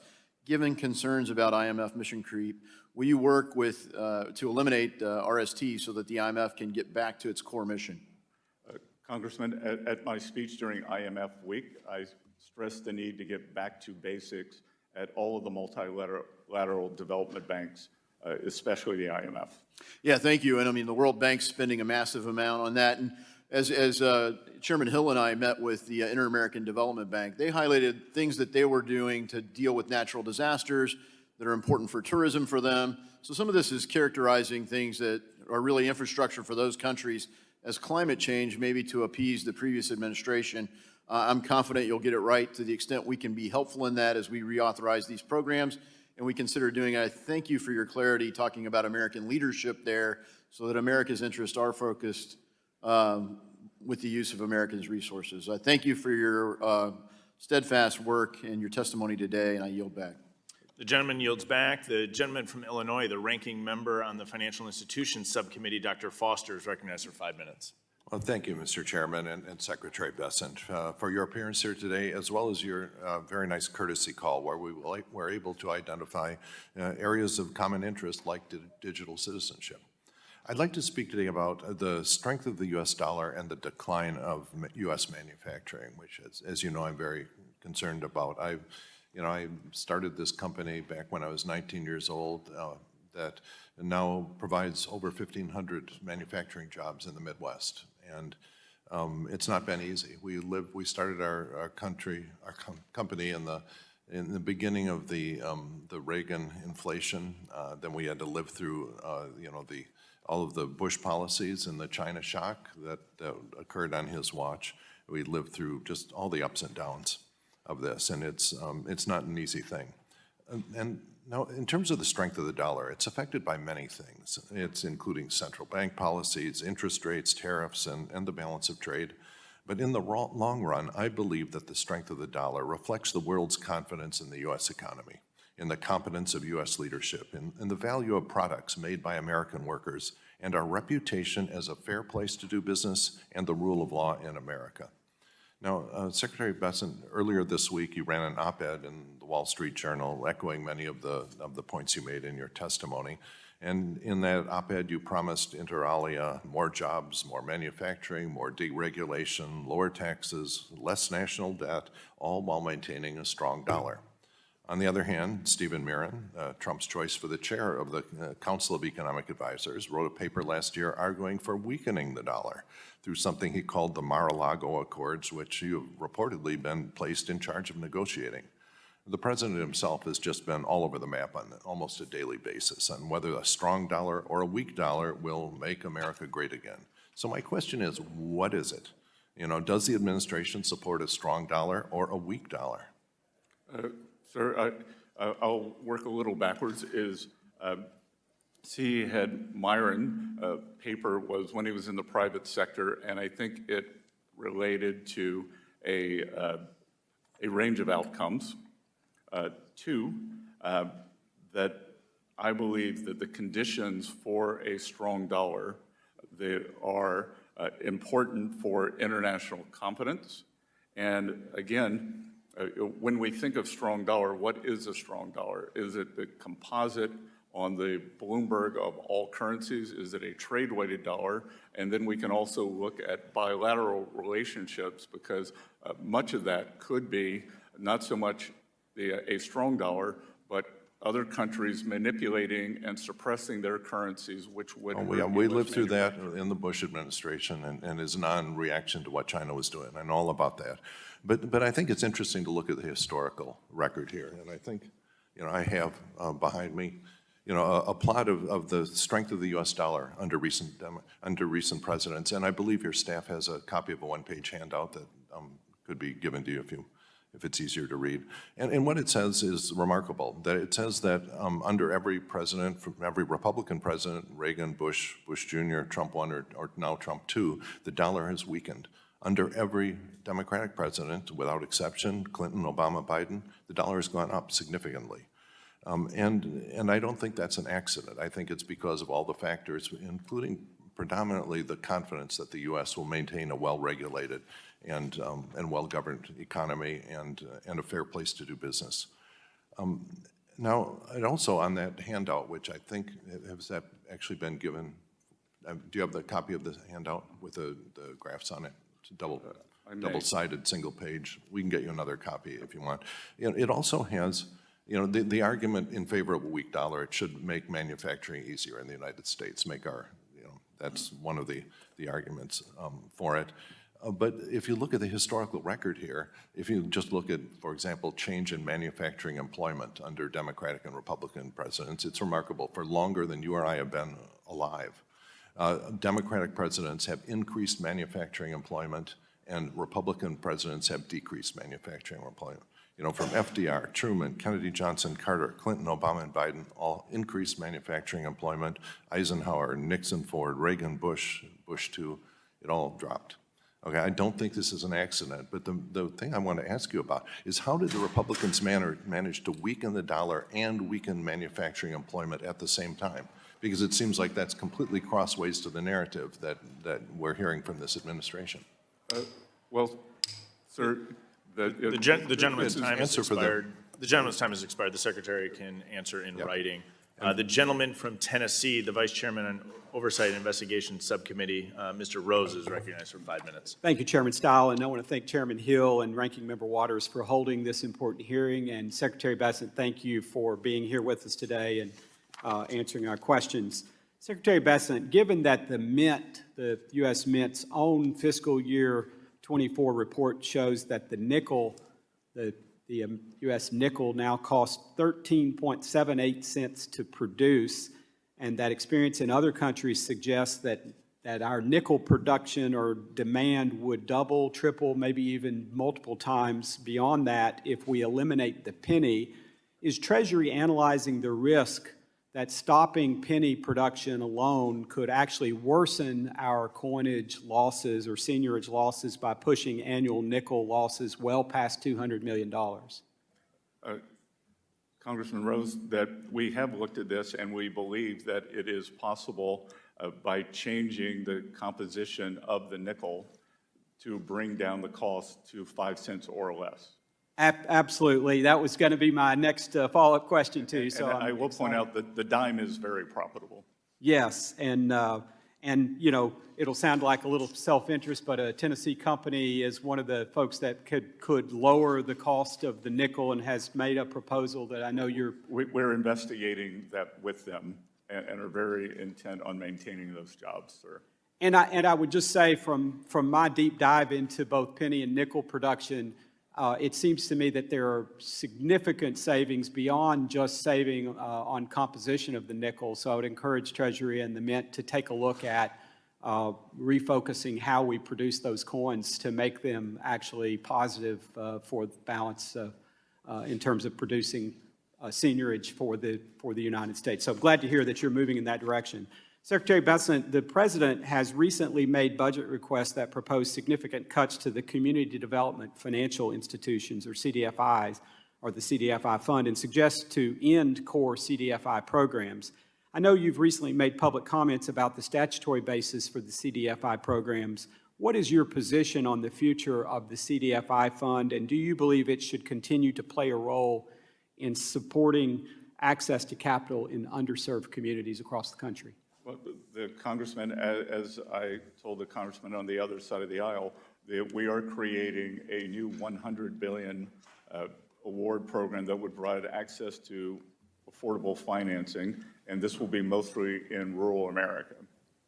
Excellent. I'm glad to hear that, and I understand we always need to be addressing how these programs work and whether they're efficient and cost-effective and produce the outcomes we want, but I am glad to hear that you're making moves in that direction. And I just want to pause at this point and say broadly, it is refreshing to have competent, aggressive, energetic leadership. And so I commend you for that, and am very excited about the things that you're doing at Treasury. Secretary, can you discuss the significance of confirming President Trump's regulatory appointees in advancing his America First agenda? Specifically, how do these appointments impact the implementation of these important policies to move America forward? Yes, sir. I believe that we need to get them appointed as soon as possible. We have some very good acting, the chairs or directors of these, but the sooner we can do it, the sooner we can get down to the business of making these institutions work better for the American people and making sure that Main Street can prosper, because I've been very concerned. As I've mentioned today, I've met, I think, the personal meetings with over 50 community bankers. I spoke to more than 300. And I think it's very important to get these regulators in place so that community banks, small regional banks can make sure that Main Street participates with the rest of the country. Thank you. I completely agree, and that's what we're hearing, I'm hearing from the regulated entities in my district and across Tennessee.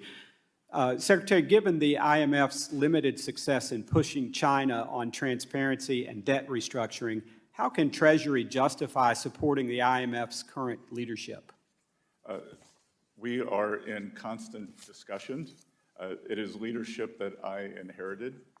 Thus far, they seem very open to the Trump agenda, America First, and advancing the issues that most affect the United States and working Americans, so we will keep pushing them on that.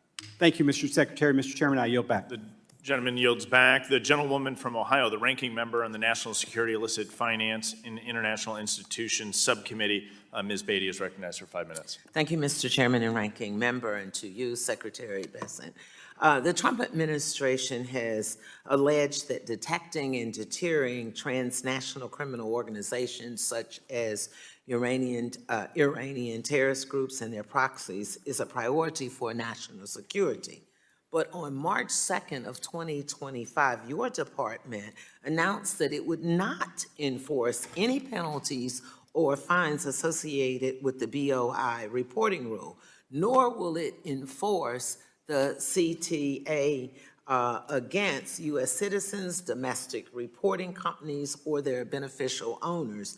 So I'm a little confused of how you square those two things. So my question is, can you explain to, or would you explain to the American public how you undermine the bipartisan CTA and expect law enforcement and national security agencies to quickly and effectively know the true owners behind shell companies registered in the United States now that foreigners, including a drug cartel, gang members, could register a company in the United States with no state or any federal ownership reporting requirements? And I remind you, in your testimony, you talked about illicit actors. Well, these are some of our illicit actors.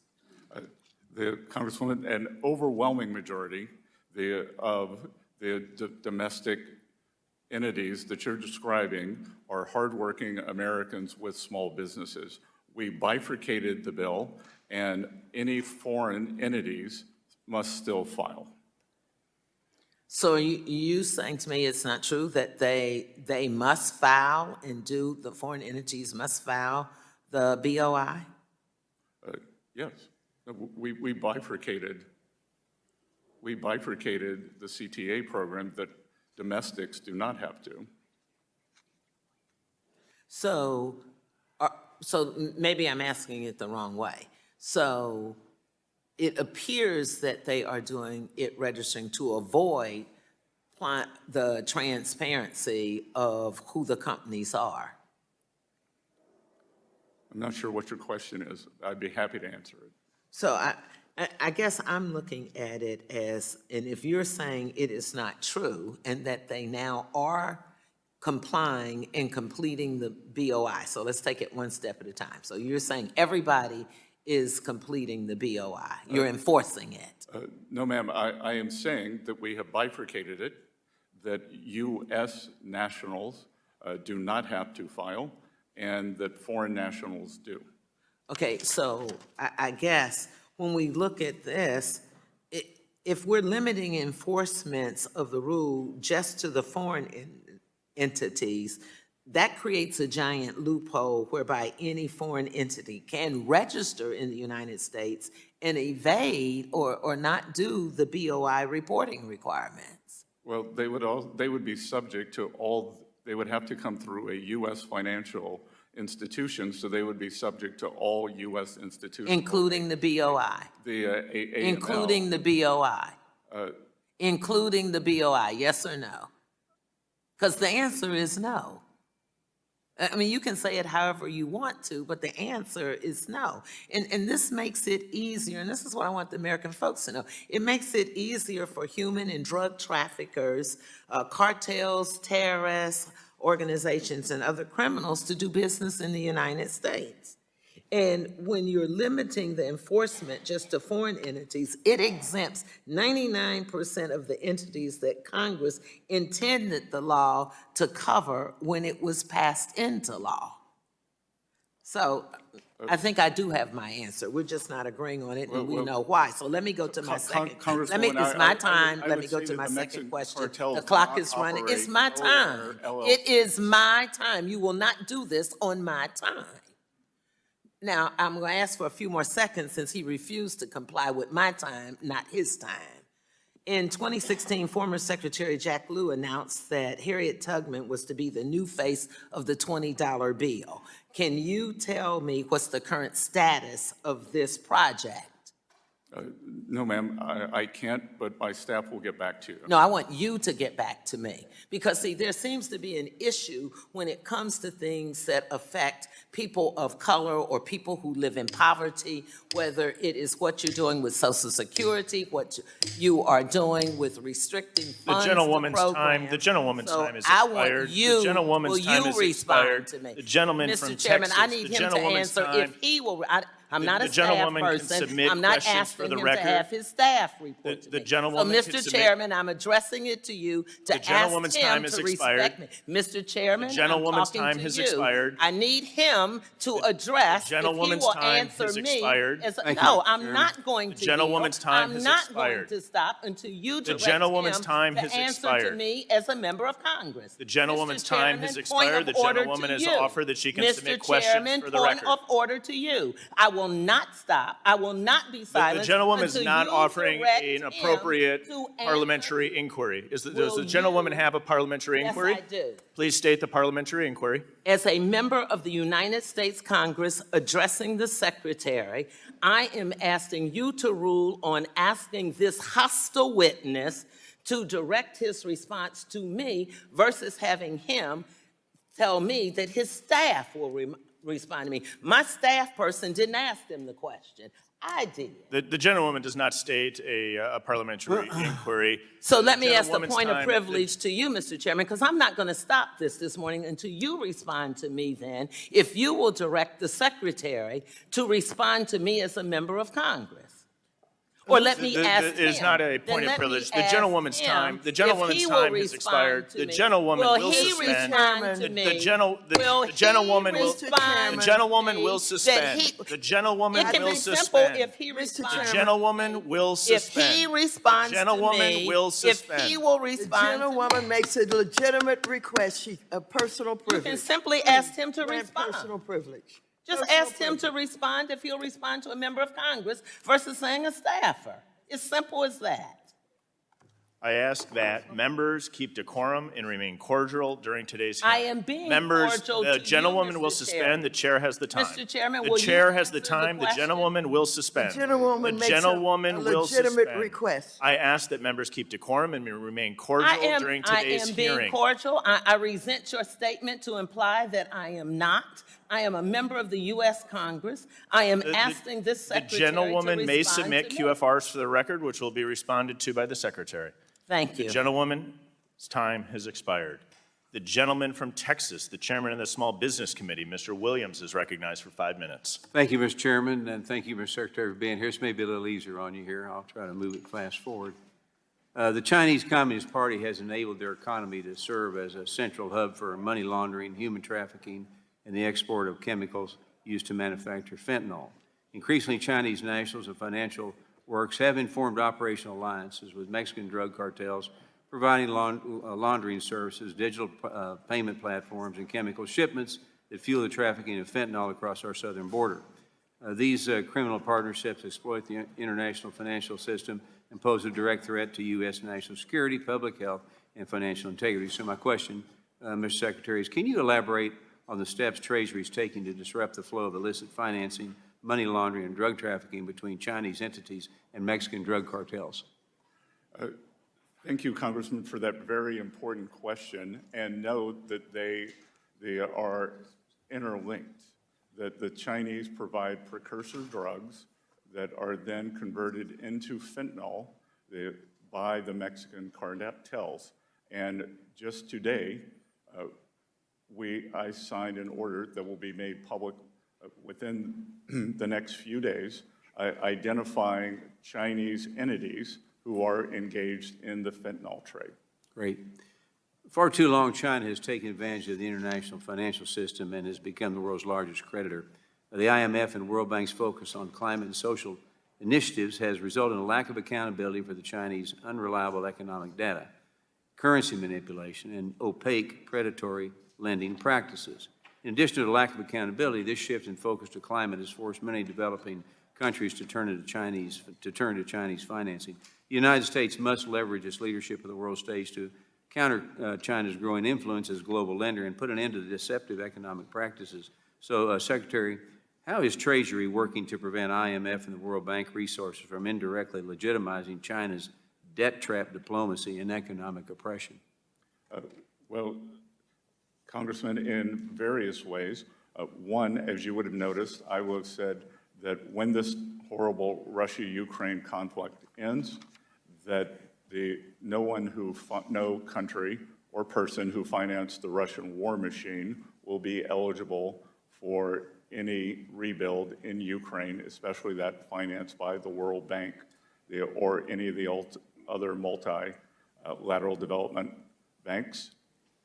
Also, we are working with the OECD especially to look at, and the IMF and the World Bank, to look at the true debt levels for these countries.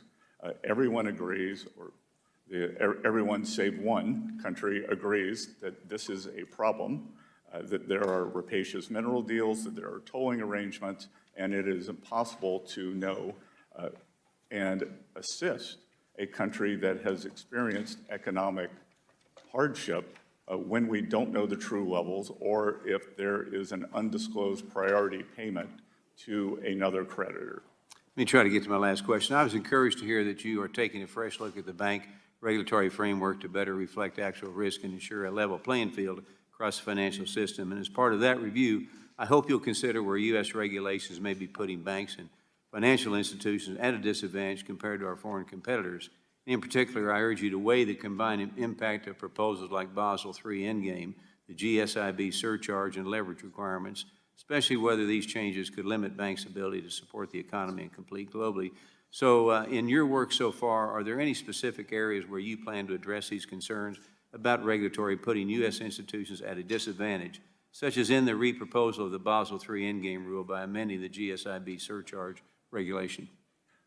Congressman, we are looking across all areas and know that this is at the top of our agenda, that most countries have very concentrated banking systems. In many cases, the banking systems are larger than the GDP of the countries, so they have very different needs than the United States. The strength of the United States, lending and capital markets and economy, is the breadth and depth of our financial institutions, and we will continue to advocate for them both at home and abroad.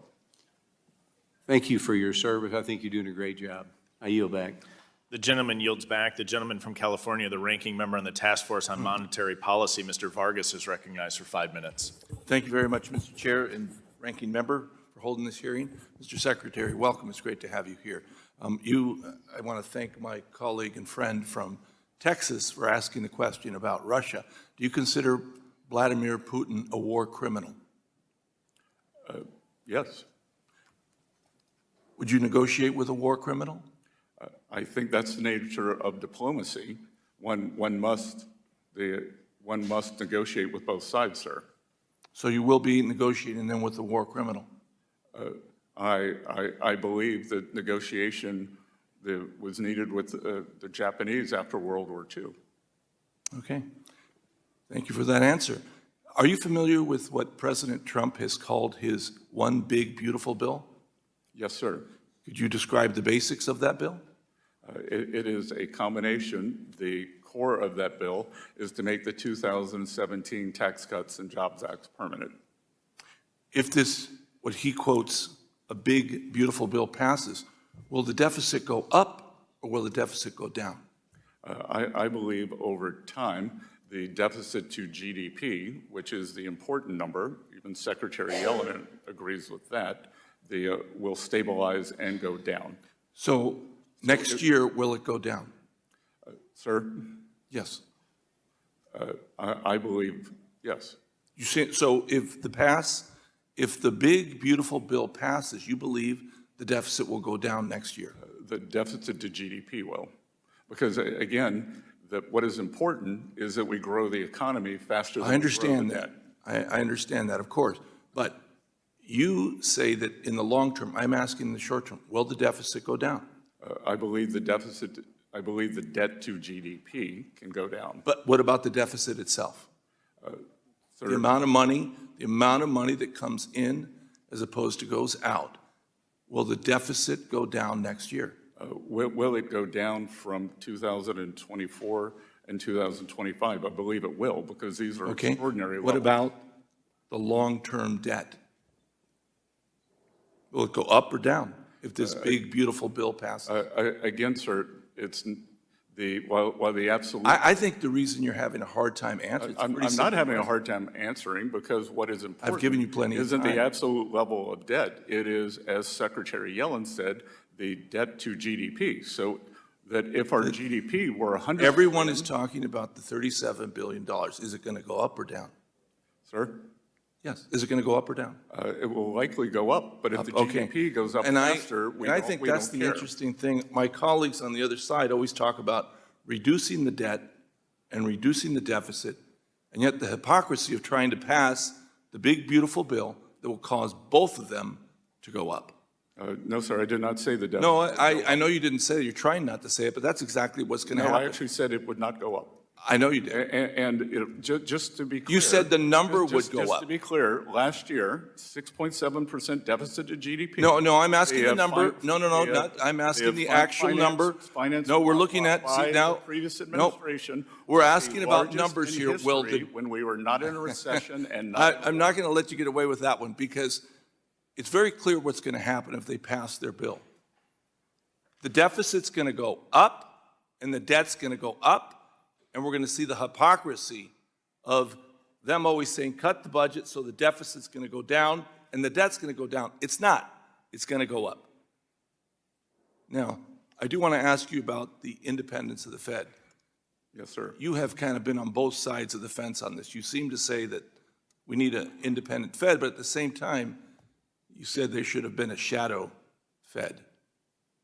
Sir, since taking office, I have refrained from commenting on Fed monetary policy, and I have said that monetary policy is a jewel box that must be preserved. Okay, great.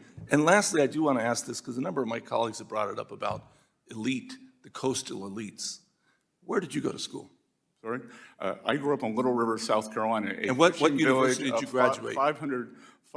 You graduated from Yale. You were part of Wolfhead's Society, congressman, one of the big three. Congressman, I worked 3 jobs to put myself in Yale. Believe me, I grew up just as poor as you did. I understand that too. But the thing that I always get is, the funny part is, You always talk about the coastal elites. You're a billionaire that went to Yale. I don't hold that against you. Vice I just President find it Vance put interesting that himself my through colleagues Yale on are the always GI talking Bill. about the coastal elites, and yet the president and yourself are both coastal elites. Thank you. And I made all my own money, sir. The gentleman yields back. I recognize myself for 5 minutes for the purpose of asking a question. Secretary, thank you for being here. Earlier today, you referenced the electric slide. I'll share my concerns that during 4 years of the Biden administration, we were sliding behind foreign competition, in particular in the digital asset space, from the Bahamas to China. And I want to ask you, what would happen if we put our heads in the sand, if we object, if we walk out of that type of leadership role, which I think is so essential, to make sure that the United States continues to lead the way in Web 3 as we did in Web 2? And in particular, how does the leadership in digital assets play into President Trump's broader agenda? And specifically, how do dollar-denominated stablecoins impact dollar dominance in Treasury markets? Congressman, thank you for that very important question. Our goal is to encourage firms to reshore, bring back to the United States best practices that are digital asset innovation and experimentation here in the United States without scaling back their ambition to influence the global industry. The administration's efforts to promote clear regulatory frameworks for digital assets will contribute to this goal. So will ongoing efforts to promote fair access, interoperability of payment technologies across all borders. We will continue to support private sector solutions and discourage public sector solutions that distort markets and stifle competition. Let me jump in. Let me jump in because I think that's spot on. And then let's talk about what happens if we fail to act. Yesterday, some members objected, walked out of a hearing to discuss market structure and digital assets, an absolutely essential leadership role the United States has to play. What happens if we walk out on our responsibility to lead in the digital asset space? And what would occur if Web3 center of gravity shifts away from the United States to countries like China or other locations? Well, numerous things could occur, sir. As we saw under the previous administration, an entire ecosystem, the unregulated and renegade, springs up outside the U.S., and illicit actors abuse the value of these transfer systems, and there is a technological loss here. Can you walk us through or share any of your impressions from the conversations you've had with your counterparts abroad as it relates to their experience with regulating in the digital asset space? They believe it's very important, and I believe that they are a little worried that the U.S. is willing to restore its leadership here. And as I said earlier, there is a chance that digital assets can provide a substantial source of demand for the U.S. dollar. In my bill, the Stable Act, which regulates dollar-denominated stablecoins, we give the Treasury the authority to identify which foreign stablecoin regulatory regimes are comparable to ours. What are the key aspects of comparable regime, and are there lessons or criteria that we can draw from other similar areas in the financial services space? Congressman, I think that we have the blueprint with the bank regulation and adherence to anti-money laundering laws around the world, financial stability, and I would guess that 70% of the countries would be very easy to judge yes, no, and then there will be another group. That's why I believe that some of the bills encourage phasing this in. And a lot of stablecoin, a lot of digital asset space needs reliable banking services. Could you comment briefly on how the Treasury is working with bank regulators to ensure that financial institutions can safely participate in this emerging industry? We have recently delivered a report to the President on this, so we have safe and sound best practices, and we want to work with the financial industry, with new companies and entrepreneurs, as well as incumbents. The banks, there is a solution to banks to participate in this business, whether it's through custody or their own coins. Let me shift gears really quickly in my final 30 seconds. President Trump issued an executive order on modernizing payments to and from Americans' bank accounts. The executive order noted that the Treasury checks are 16 times more likely to be reported lost or stolen or returned as compared to electric transfer funds. Do you think we're making real progress in this space? We are working all speed ahead. Congresswoman from Staten Island told me of numerous losses of checks in the postal system, and it is both cost-cutting and good practice, sir. Thank you very much. Thanks for being here today. I now recognize the gentleman from Texas, Mr. Gonzalez, for 5 minutes. Mr. Secretary, thank you for joining us this morning. According to the Wall Street Journal, oil and gas companies have lost over $280 billion in market value in April of this year alone, more than any other sector. This decline is attributed to a combination of factors, but mostly attributed to the tariffs. At a recent Dallas Federal Reserve meeting, a veteran CEO, energy CEO, said, quote, "I have never felt more uncertainty about our business in my entire 40 years in the industry, and this turmoil is no accident. It's a direct result of Mr. Trump's vandalism."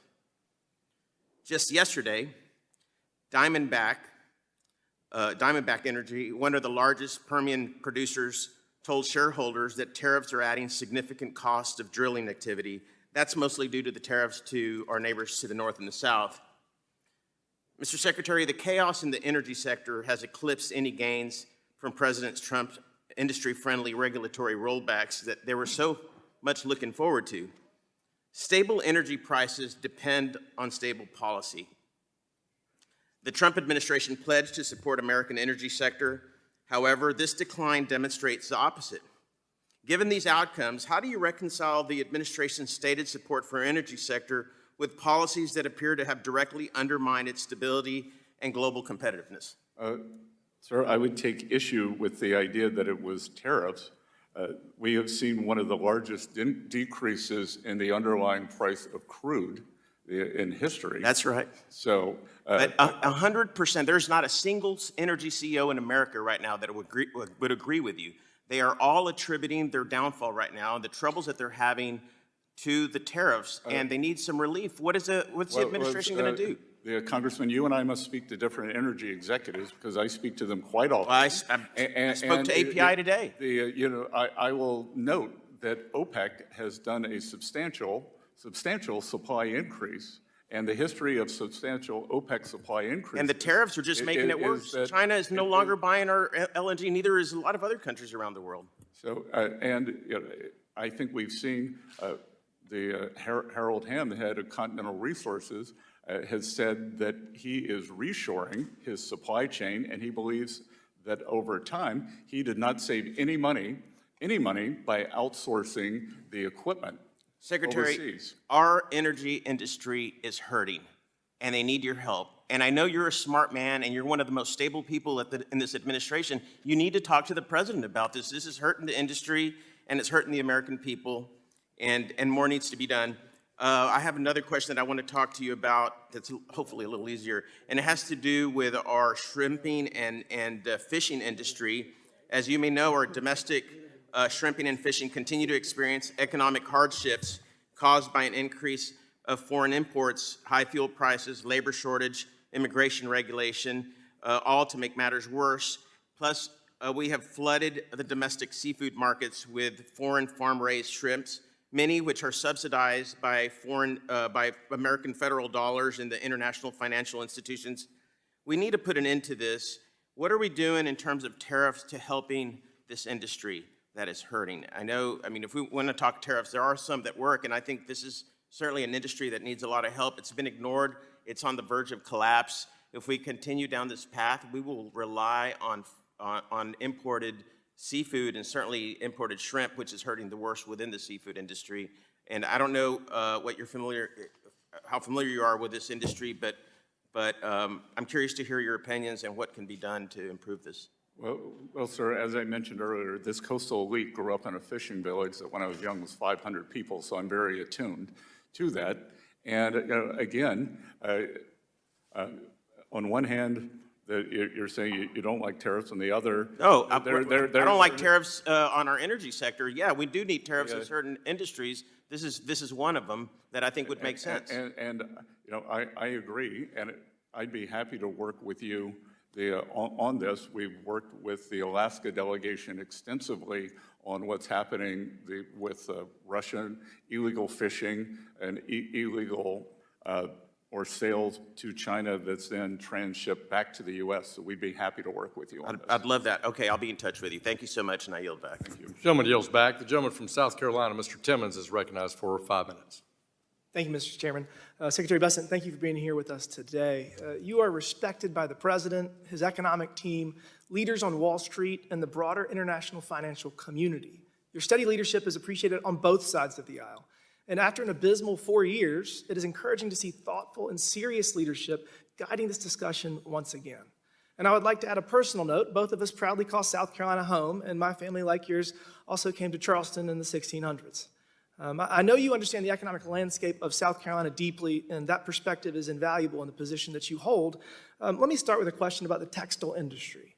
South Carolina, and especially my district in the upstate, has a long history in textiles. For over 100 years, it was more than just an economic sector. It was part of the cultural and social fabric in our communities. But there was a drastic shift in the 70s and the 80s. Well-intentioned regulations from Washington related to labor and the environment made the U.S. economy no longer competitive. And while I agree with the policies that we should not dump dyes and chemicals into the rivers, and we should not have 120 degrees in factories, and people should only work 40 hours a week, we need to focus on being competitive. And those regulations, all they did was push all of our textile jobs to China, or most of our textile jobs to China. China took advantage of it, and they incentivized and subsidized textile manufacturing, capturing an enormous amount of the market share. Hundreds of thousands of jobs were lost in the South. Recently, you made a comment suggesting we do not need to bring the booming textile industry that once defined the region where we both grew up back. And that statement stirred some concern from some of the textile companies that survived in the district. And I agree with your broader point that we should not return to producing low-quality goods just for the sake of manufacturing in the United States. I do want to ask, do you agree that we should prioritize support for the American textile industry that are still here, and particularly leaders that are in innovation and high-tech manufacturing and people that are producing Berry Amendment products for our warfighters? Congressman, what I mean and meant was the survivors in this industry, they have done it through innovation, and they will continue to innovate, and they are high-end textile manufacturers.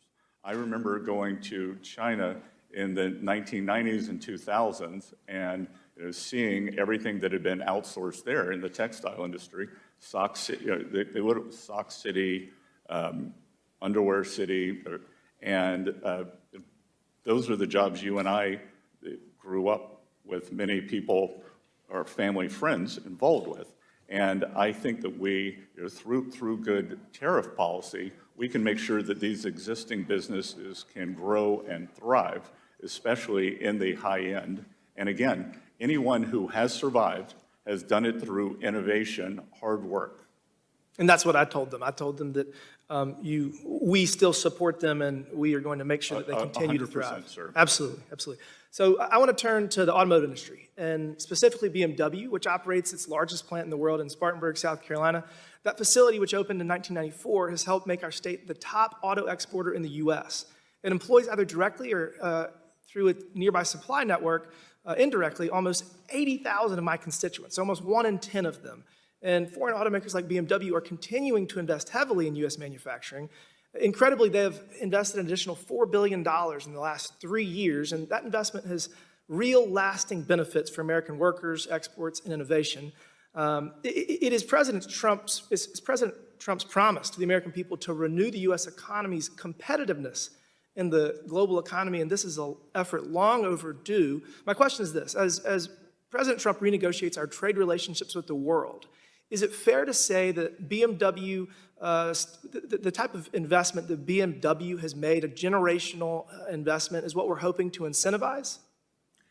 Yes, Congressman. And I regularly see at the Port of Charleston, the BMW X Series sitting there for export. And I think that the president recently met with the heads of the three German auto companies and is working toward a solution for more American content and more made in the U.S. rather than just as assemblers. So it would be more jobs in your district. And that message was heard loud and clear, and they're going to continue to invest. They've been a very good partner. And I'm just excited because interest rates coming down, energy costs going down, regulatory relief, a more fair trade deal. We are going to be the best place to start to grow, to build a business. And I appreciate your leadership in that regard. Thank you, sir. I yield back.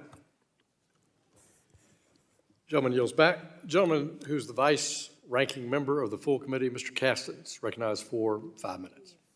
Thank you, Mr. Chair. Secretary Bessent, I'm starting my 7th year in Congress, and in those 7 years, I have never received more phone calls from my constituents on any issue than the hack into the Treasury payment system earlier this year. As you know well, this is the system that manages over $5 trillion a year of federal payments, payments to taxpayers, payers to Social Security beneficiaries, payers to embedded foreign assets who are overseas and undercover, and it has their personal information and their routing information. This is a purple district. People were nervous.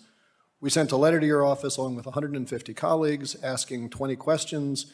Your response that we just received was non-responsive on all 20. Mr. Chairman, I'd like unanimous consent to enter those 2 letters into the record. Without objection.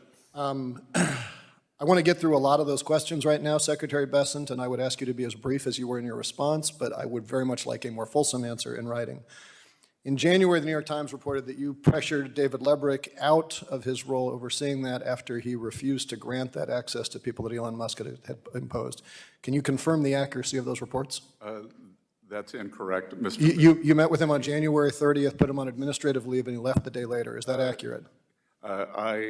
They did not put him on administrative leave. Administrative leave, I asked him to take, I met with him 90 minutes after. So you're denying the New York Times report? Was it your choice? I am adamantly saying that the New York Times is inaccurate. Okay, all right, fine. That's yes or no. New York Times is inaccurate, fine. He was not placed in administrative leave, and he subsequently resigned after sending numerous emails. Sir, I'm just asking for yes or no questions. If you want to be voluminous, please write me a letter. Was it your decision to terminate Mr. Lebrick, or were you pressured by others? He resigned. Who made the decision to put him on administrative leave? You or someone else? Again, sir, he was not put on administrative leave. That is okay, so you're denying the New York Times. Fair enough. Tom Krause, you a fan of him, who's now playing that role? Yes. Okay.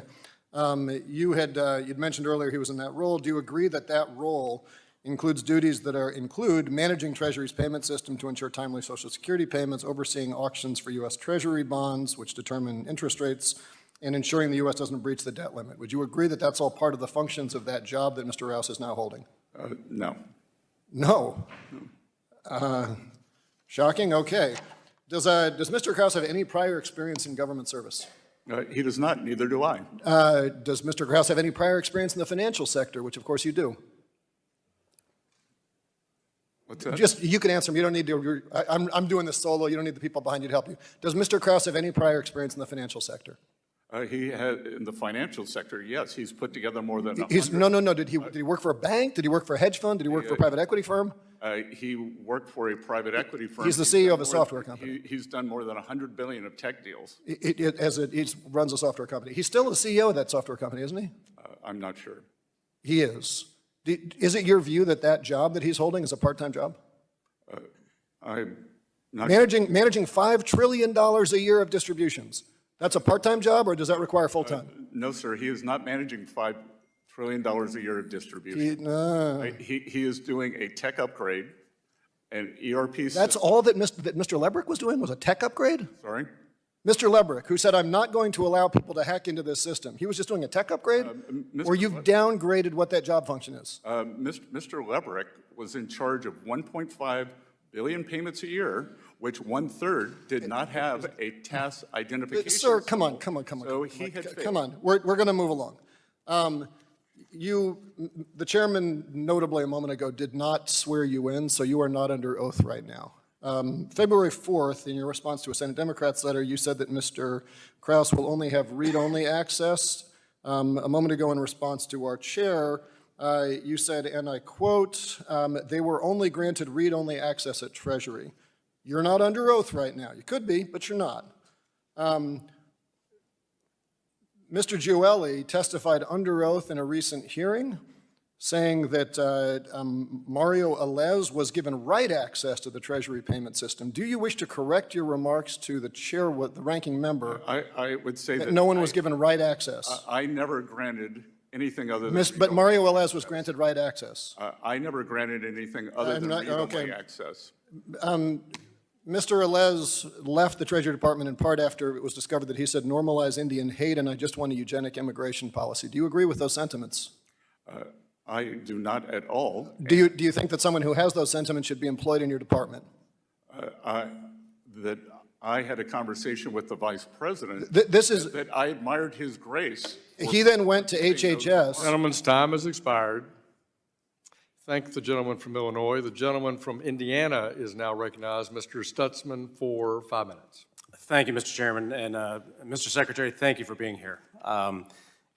Frankly, I apologize for the fact that you're getting a lot of accusations thrown at you, and you haven't had much chance to respond to some of them that are fair questions that I know that you have good answers for. So with respect to the individuals originally referenced by Ranking Member Waters, who may have had access to certain BFS systems, and in response to Mr. Caston, do you want to add any additional information on that matter?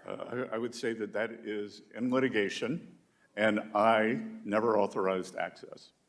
Thank you. Well, I just want to say thank you for your service and for your willingness to come serve in Washington, D.C. at a critical time, and the fact that you heeded President Trump's call, and it's refreshing, honestly. You know, we see a lot of ups and downs, you know, things are, you know, happening around the world, but here at home, there's a reset that's happening, and that does create some volatility. But I'll tell you what, there's a lot of good news that I think the other side is missing, and I find it ironic that this chart was handed out earlier. And of course, you know, it tries to show that all the blame is on the Republican presidents over the past century or so. But the one that really caught Congressman, if I may interrupt, as a former finance professor, that chart we get an F. Well, I agree, and you know, it's interesting that, you know, this big drop off right here after President Clinton. I live in one of the heaviest manufacturing districts in the country, and you know, I know that businesses don't turn on a dime that quickly, but that was because of different trade policies. Something happened during the President Clinton era that caused a lot of jobs to leave. And that's what President Trump and you are trying to fix. Is that correct? I think that thing was called NAFTA, sir. Exactly. Well, thank you for doing that, because we saw jobs growing up in Northeast Indiana in the auto industry and, you know, agriculture, manufacturing, just continue to have this slow decline. And, you know, manufacturing is critical to a nation, and manufacturing has built America. And we've seen jobs leave because of bad policies over years. But because of President Trump and because of you, sir, we're now seeing headlines that say Rolls-Royce planning to shift production to the United States to avoid Trump's tariffs. We see headlines saying Johnson & Johnson to invest over $55 billion in U.S. in the next 4 years. Even in my district, GM has announced that they're increasing truck production. I know, coming from a manufacturing family, that we're seeing opportunities.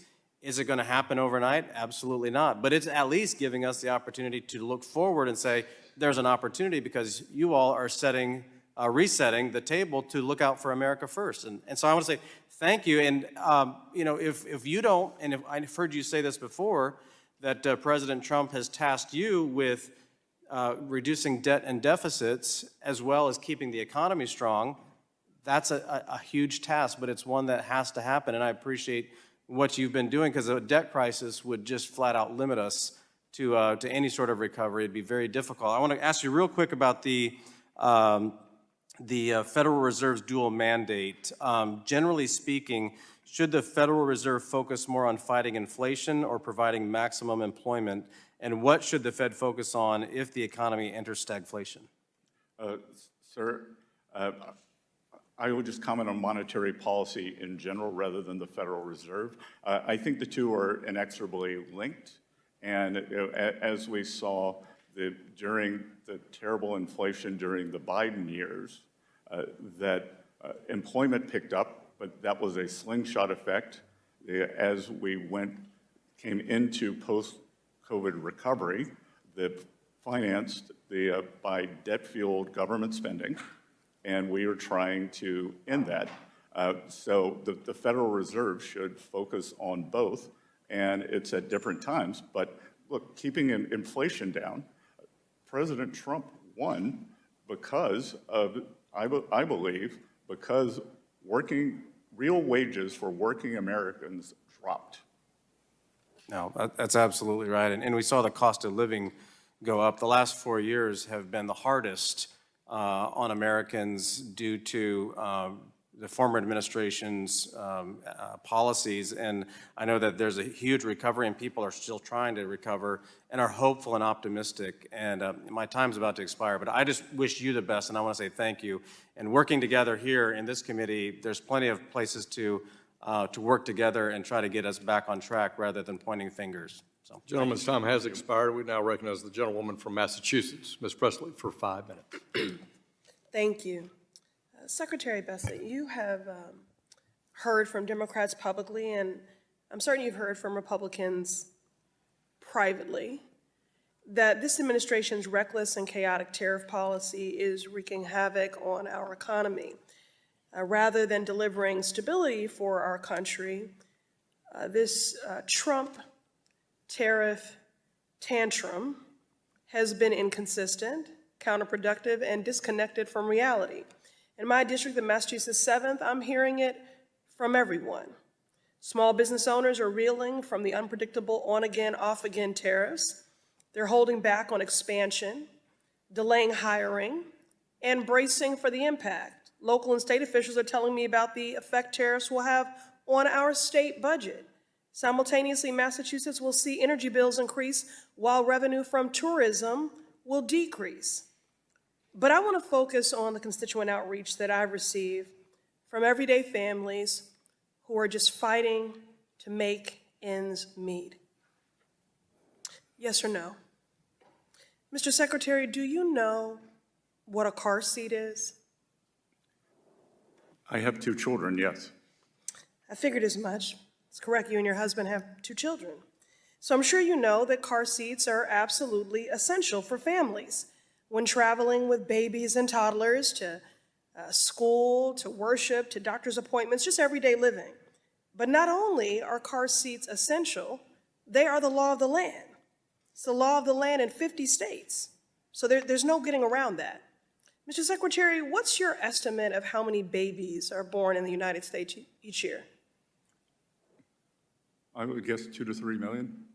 Well, while the number fluctuates, there have consistently been more than 3.5 million babies born in the United States. That means millions of families in this country are doing what? Buying a car seat because it's essential and it is the law of the land in all 50 states. But now that cost is going up because Trump has announced up to 145% tariffs on Chinese imported products. Approximately 9 out of every 10 car seats in the U.S. come from China. That's a steep cost. Steep cost hike for families all over the country. The price is up in Republican districts and in Democratic districts. And it's not just the car seats that are impacted. We're talking about strollers, cribs, high chairs. No family is exempt from the harm of these Trump tariffs on essential baby products. But don't just take my word for it. Mr. Chair, I would like to enter into the record a Yahoo Finance article from May 2025 entitled, "First Year Baby Expenses Already Top $20,000 and Tariffs Are Adding to the Bill as China Dominates Key Imports." Without objection. Look, I support improving manufacturing in America, but that is not going into effect overnight like these tariffs are. There needs to be an exemption to help America's families. Trump has used his power for tariff exemptions on thermoplastics, semiconductors, but what about baby products? Mr. Secretary, do you support an exemption to tariffs on items that parents need to care for their kids? Yes or no? Congressman, what you're referring to are. Yes or no? What you're referring to are. I'm reclaiming my time because I don't want you to filibuster or give me some macroeconomic answer. Families at home are hurting and so just give me a direct answer. I am going to agree with you that the. So yes, you do support an exemption on tariffs for products that are essential for families for their babies. We are considering exemptions on E4 items, which. I'm sorry, I have to reclaim my time. I'm reclaiming my time. Mr. Chair, I am reclaiming my time. Give me my time back. I'm reclaiming my time. I just want a simple yes or no. Do you support an exemption to tariffs on items that parents need to care for their kids? Because you all claim you're pro-family. I cannot hear the words you say because I see the things that you do every day. So clear it up. Yes or no? Do you support an exemption to tariffs on items that parents need to care for their babies? It is under consideration. Great, good. I don't know what's stopping an exemption from going into effect today, so do it now. In Donald Trump's America's price is not, yesterday's price is not today's price. Costs are going up, everyone is suffering, especially our families with young children. Mr. Secretary, I'm making an appeal to you. On behalf of the people of this country, please tell occupant Trump to reverse course and stop hurting America's families. I yield back. Gentlewoman yields back. Gentleman from Pennsylvania, our chair of our Oversight and Investigation Subcommittee, Mr. Muser, recognized for 5 minutes. Mr. Secretary, great to be with you. Thank you. Boy, oh boy, I sure wish we had colleagues that were upset about the Biden 20% inflation and lack of wage growth, along with that inflation and the high energy costs that were costing families throughout my district thousands of dollars. I wish we would have heard a peep about that, and yet we have just angry voices over the potentiality of bringing manufacturing back to the United States that, in fact, hasn't even got into effect yet. It's nuts. Mr. Secretary, the ongoing litigation response to the Democrats' questions about the Treasury DOGE team, is it true that they can find all the information, find all the available information there? Yes, sir. Okay, thank you. Also, regarding the beneficial ownership rule, which was a disaster for my small businesses, I mean, all of them, 100%, complained about it. The original intent of the Corporate Transparency Act was to root out bad actors. The previous administration, however, turned it into a massive data collection with over 50 questions. Originally, there were 4 that outraged small business, accountants, attorneys, anybody who had anything to do with it.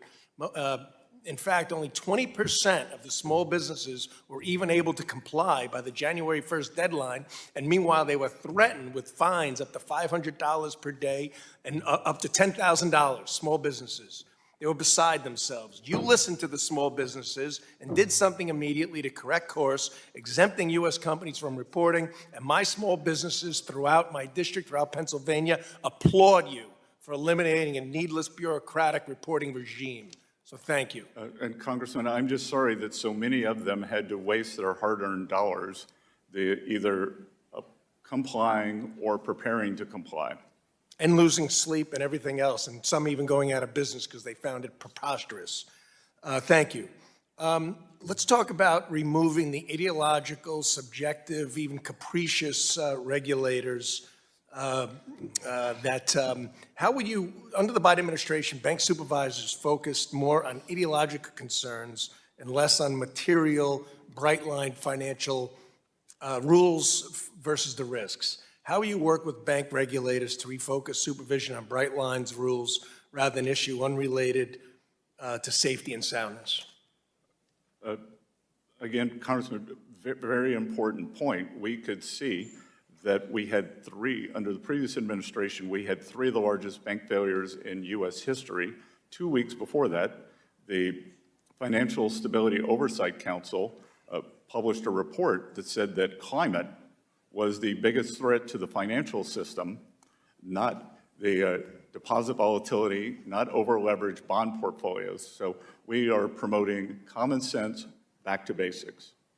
Yes, thank you. Okay.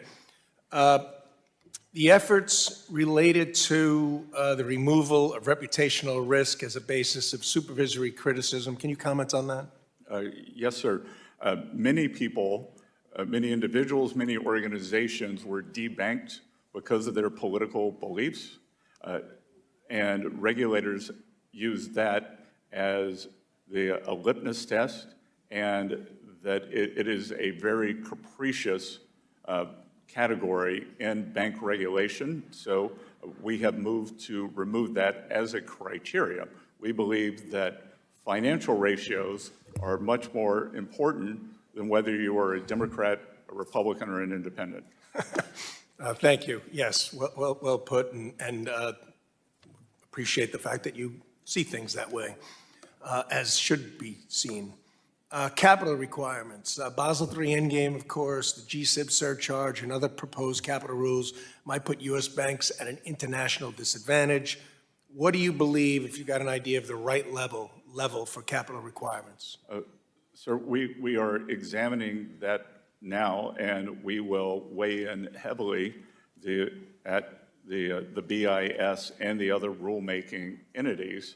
But again, this one size fits all. And I believe one of the reasons we've seen the stagnation in many other countries is the regulatory, the framework, the very tight regulatory framework that they put around their regulated financial institutions. Thank you. I'm almost out of time. I'll yield back. Thank you very much, Mr. Secretary. Thank you. I thank the gentleman. The gentleman from New York, Mr. Torres, is recognized for 5 minutes. Thank you, Mr. Chair. During so-called Liberation Day, Donald Trump imposed tariffs on territories populated not by humans but by penguins. He imposed tariffs on countries with which the United States runs a trade surplus, not a trade deficit. He imposed tariffs on products that cannot be produced domestically, which means a higher cost for American consumers without any benefit to American manufacturers. He imposed tariffs on impoverished nations like Lesotho, which cannot afford to buy as much from us as we buy from them. If President Joe Biden had put in place these absurd tariffs, every single Republican, without exception, would have condemned his trade policy as the height of incompetence. And you, Mr. Bessent, would have joined that chorus of criticism. There's no doubt in my mind. But swap out Biden's name for Trump's, and suddenly the moral outrage from Republicans vanishes like magic. I have a simple yes or no question. Do you think excessive taxation undermines the competitiveness of American manufacturing? Yes, sir. Now, the Trump tariff regime is a breeding ground for the excessive taxation of American manufacturing. Consider as an example Intel's manufacturing of CPUs. Intel sources foreign components, which is subject to the first layer of taxation. It then manufactures the CPUs in the United States before exporting it to China, which will face a second layer of taxation. And finally, China will export the CPU back to the United States, where it will face a third layer of taxation. Taxation upon taxation upon taxation of American manufacturing goods. Do you think that kind of compounding taxation of American manufacturing goods like Intel CPU will strengthen or weaken American manufacturing? Sir, I just want to be clear. You're saying that taxes raise cost. I'm sorry? Sir, you're saying that taxes raise costs. Taxing the intermediate goods that go into a manufactured product raise costs, yes. So you're saying that taxes are inflationary. Taxes are inflation, yes. Good, then we should cut taxes. In the context of tariffs, yes. Then we should cut taxes, and you should join the... Can you answer my question about the tariffs? In the tax bill. Can you answer my questions about the tariffs? I'm not sure I understand. CPU's Intel would face Intel CPU would face 3 levels of taxation: the taxes on the foreign components, the U.S. taxes, and the Chinese taxes, or the Chinese tariffs. Do you think that kind of compounded taxation hinders or helps American manufacturing? I think that strategic American manufacture is very important, like Intel, and I think we have to bring that back to the U.S. Do you think taxing intermediate goods that go inside American manufactured products helps or hinders manufacturing? I believe that, as the Intel example you give, we have to bring these strategic industries back to the U.S. We're not going to bring every component. A Boeing aircraft, 747, has 6 million components. There is no universe in which we're going to manufacture all 6 million components in the United States. And so if you impose a tax on those foreign components, you are hindering the manufacturing of Boeing 747 here in the United States. Do you even acknowledge that? I acknowledge that the supply chains, they are wide, but we've also, for the automakers, we have given an exemption. I'm not asking about the automakers. I'm asking about Boeing aircraft. Let me move on. Critical minerals are essential to the military defense of the United States. China controls almost all of the world's rare earth mining and almost all of the world's critical mineral processing and refining. The Trump administration has chosen to wage a total trade war with China without first building a critical mineral supply chain here at home. Right? Just like it would be foolish to enter a car race without enough fuel in the tank, or enter a weightlifting competition without sufficient strength to lift the weights.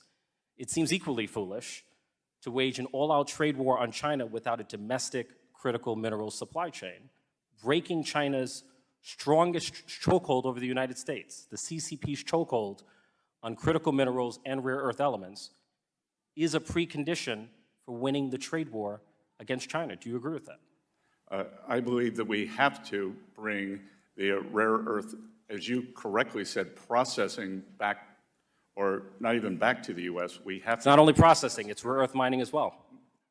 And it's critical mineral processing and refining. Strategic minerals. And the weaponization of critical minerals against the United States is the opposite of making America safe again. Rare earths are not that rare. Processing is rare. The mining is rare too. We have a insufficient mining industry here in the United States, and you know that. Good, then I'll hope you'll join us in the deregulation of many of these onerous mining requirements. I think my time has expired. Appreciate the gentleman from New York. The gentlewoman from California, Ms. Kim, is recognized for 5 minutes. Thank you, Chairman Hill and Ranking Member Waters, for holding this hearing. Secretary Bessent, good to see you, and thank you so much for coming. Southern California, where I'm from, and the district that I represent, serves as the primary gateway to Pacific Rim, and Asian goods into the United States come through the ports of LA and Long Beach. But we are already starting to see a drop in volume as the ports of LA and Long Beach are expected to see 35% to 30% drop when compared to a year ago. Cargo volume is one of the largest economic drivers in the region, and long-term drop will not just impact families, at the grocery stores and small businesses' bottom line, but also result in truckers and dock workers losing their jobs. So, Secretary Bessent, I would like to ask, how can you ensure that our tariff policy will not unintentionally harm American small businesses and workers in the long term? Well, Congresswoman, we believe over the long term that it will drive growth in the economy. And as I've said many times, it is a mistake to look at trade in isolation. The Trump economic policy is a three-legged stool: trade, taxes, and deregulation. And we believe that the sum of the parts, that the whole is greater than the parts. And as we complete each one of those, that the U.S. will see substantial economic growth. Thank you. I know that a lot of my constituents share these concerns that we raised. So I'd like to continue this discussion on this specific topic with you moving forward, because I'm concerned that these long-scale tariffs, if they continue in the long term, then American working families and small businesses will suffer under price hikes and a lack of certainty. But I want to shift gears and discuss the Financial Stability Oversight Council, FSOC.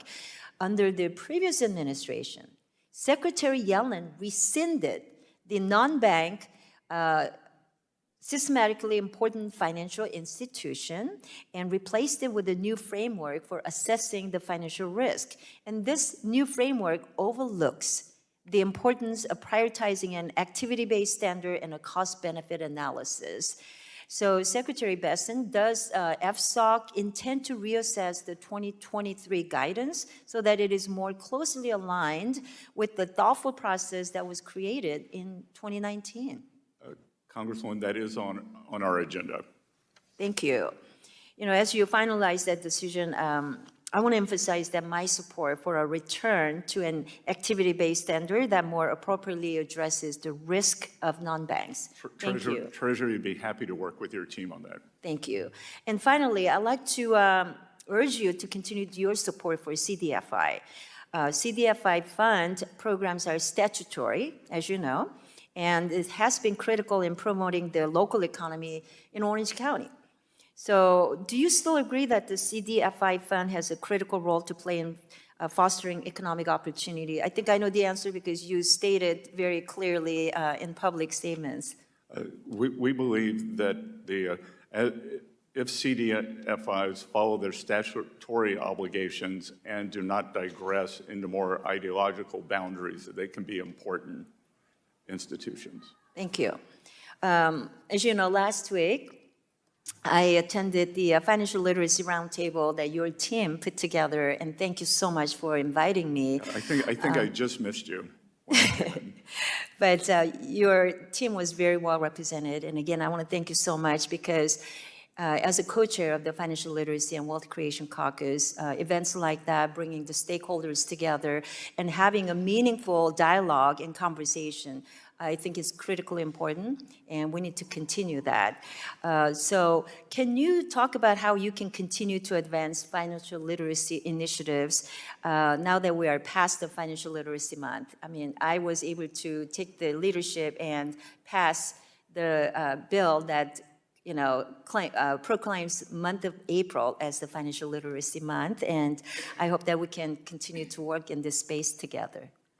As you should know, that it is a strong core belief of mine that financial literacy is the only path to economic independence and well-being. So the more Americans who can be educated, and I think we should probably go state to state and encourage each state to put in financial literacy standards for their students. Gentlewoman's time has expired. The gentlewoman from Texas, Ms. Garcia, is recognized for 5 minutes. Thank you, Mr. Chairman, and thank you to the Secretary for being with us today. I want to start first by just clarifying your testimony and its delivery. Why did you ask for your witness statement to be embargoed until this morning? Sorry, pardon me?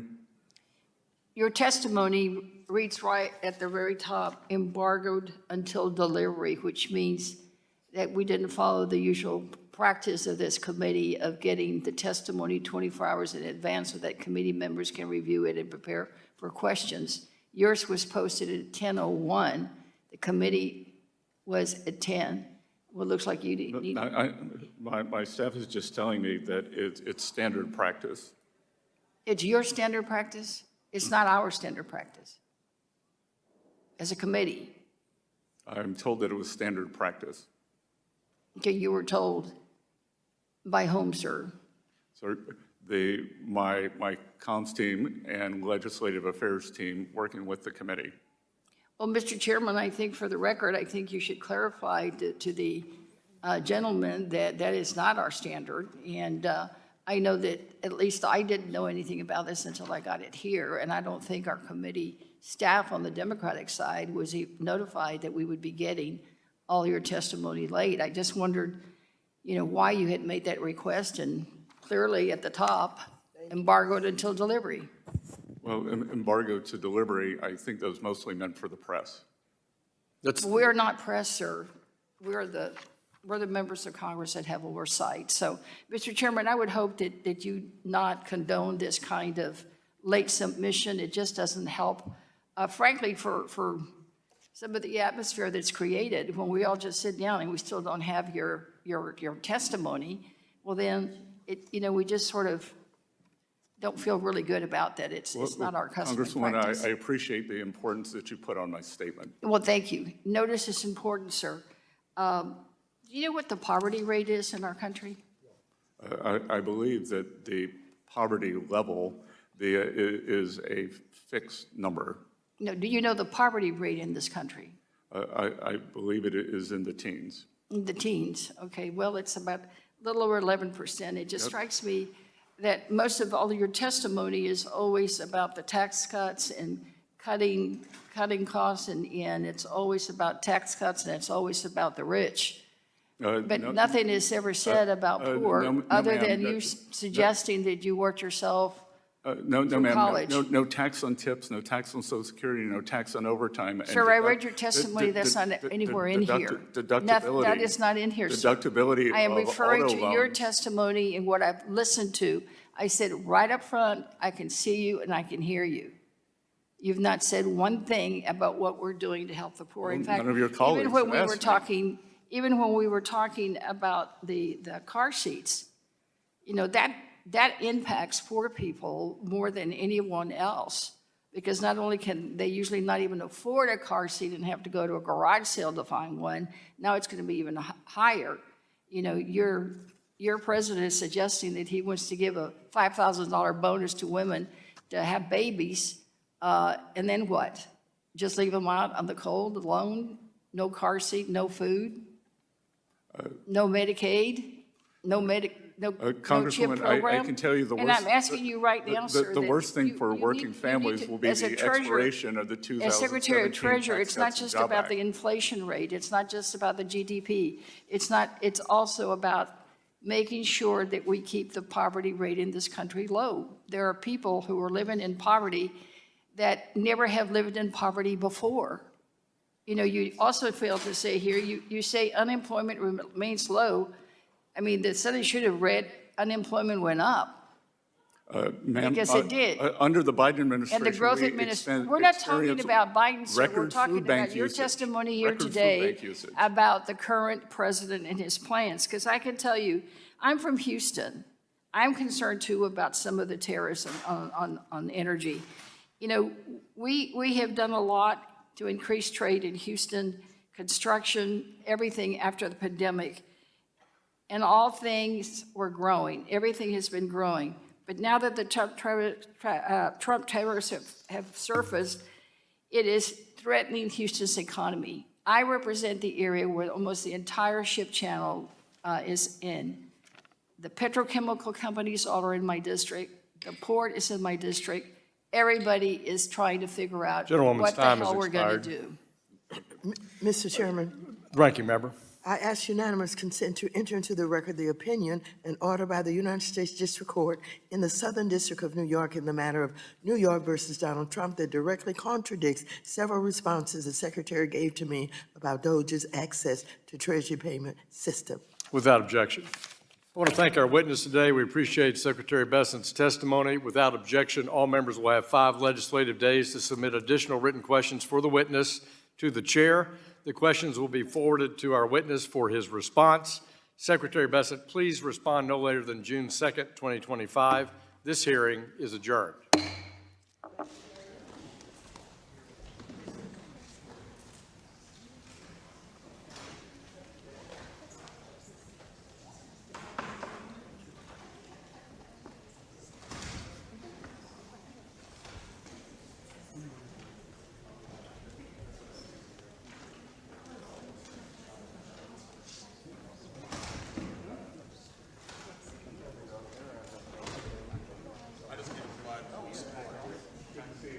Friendly.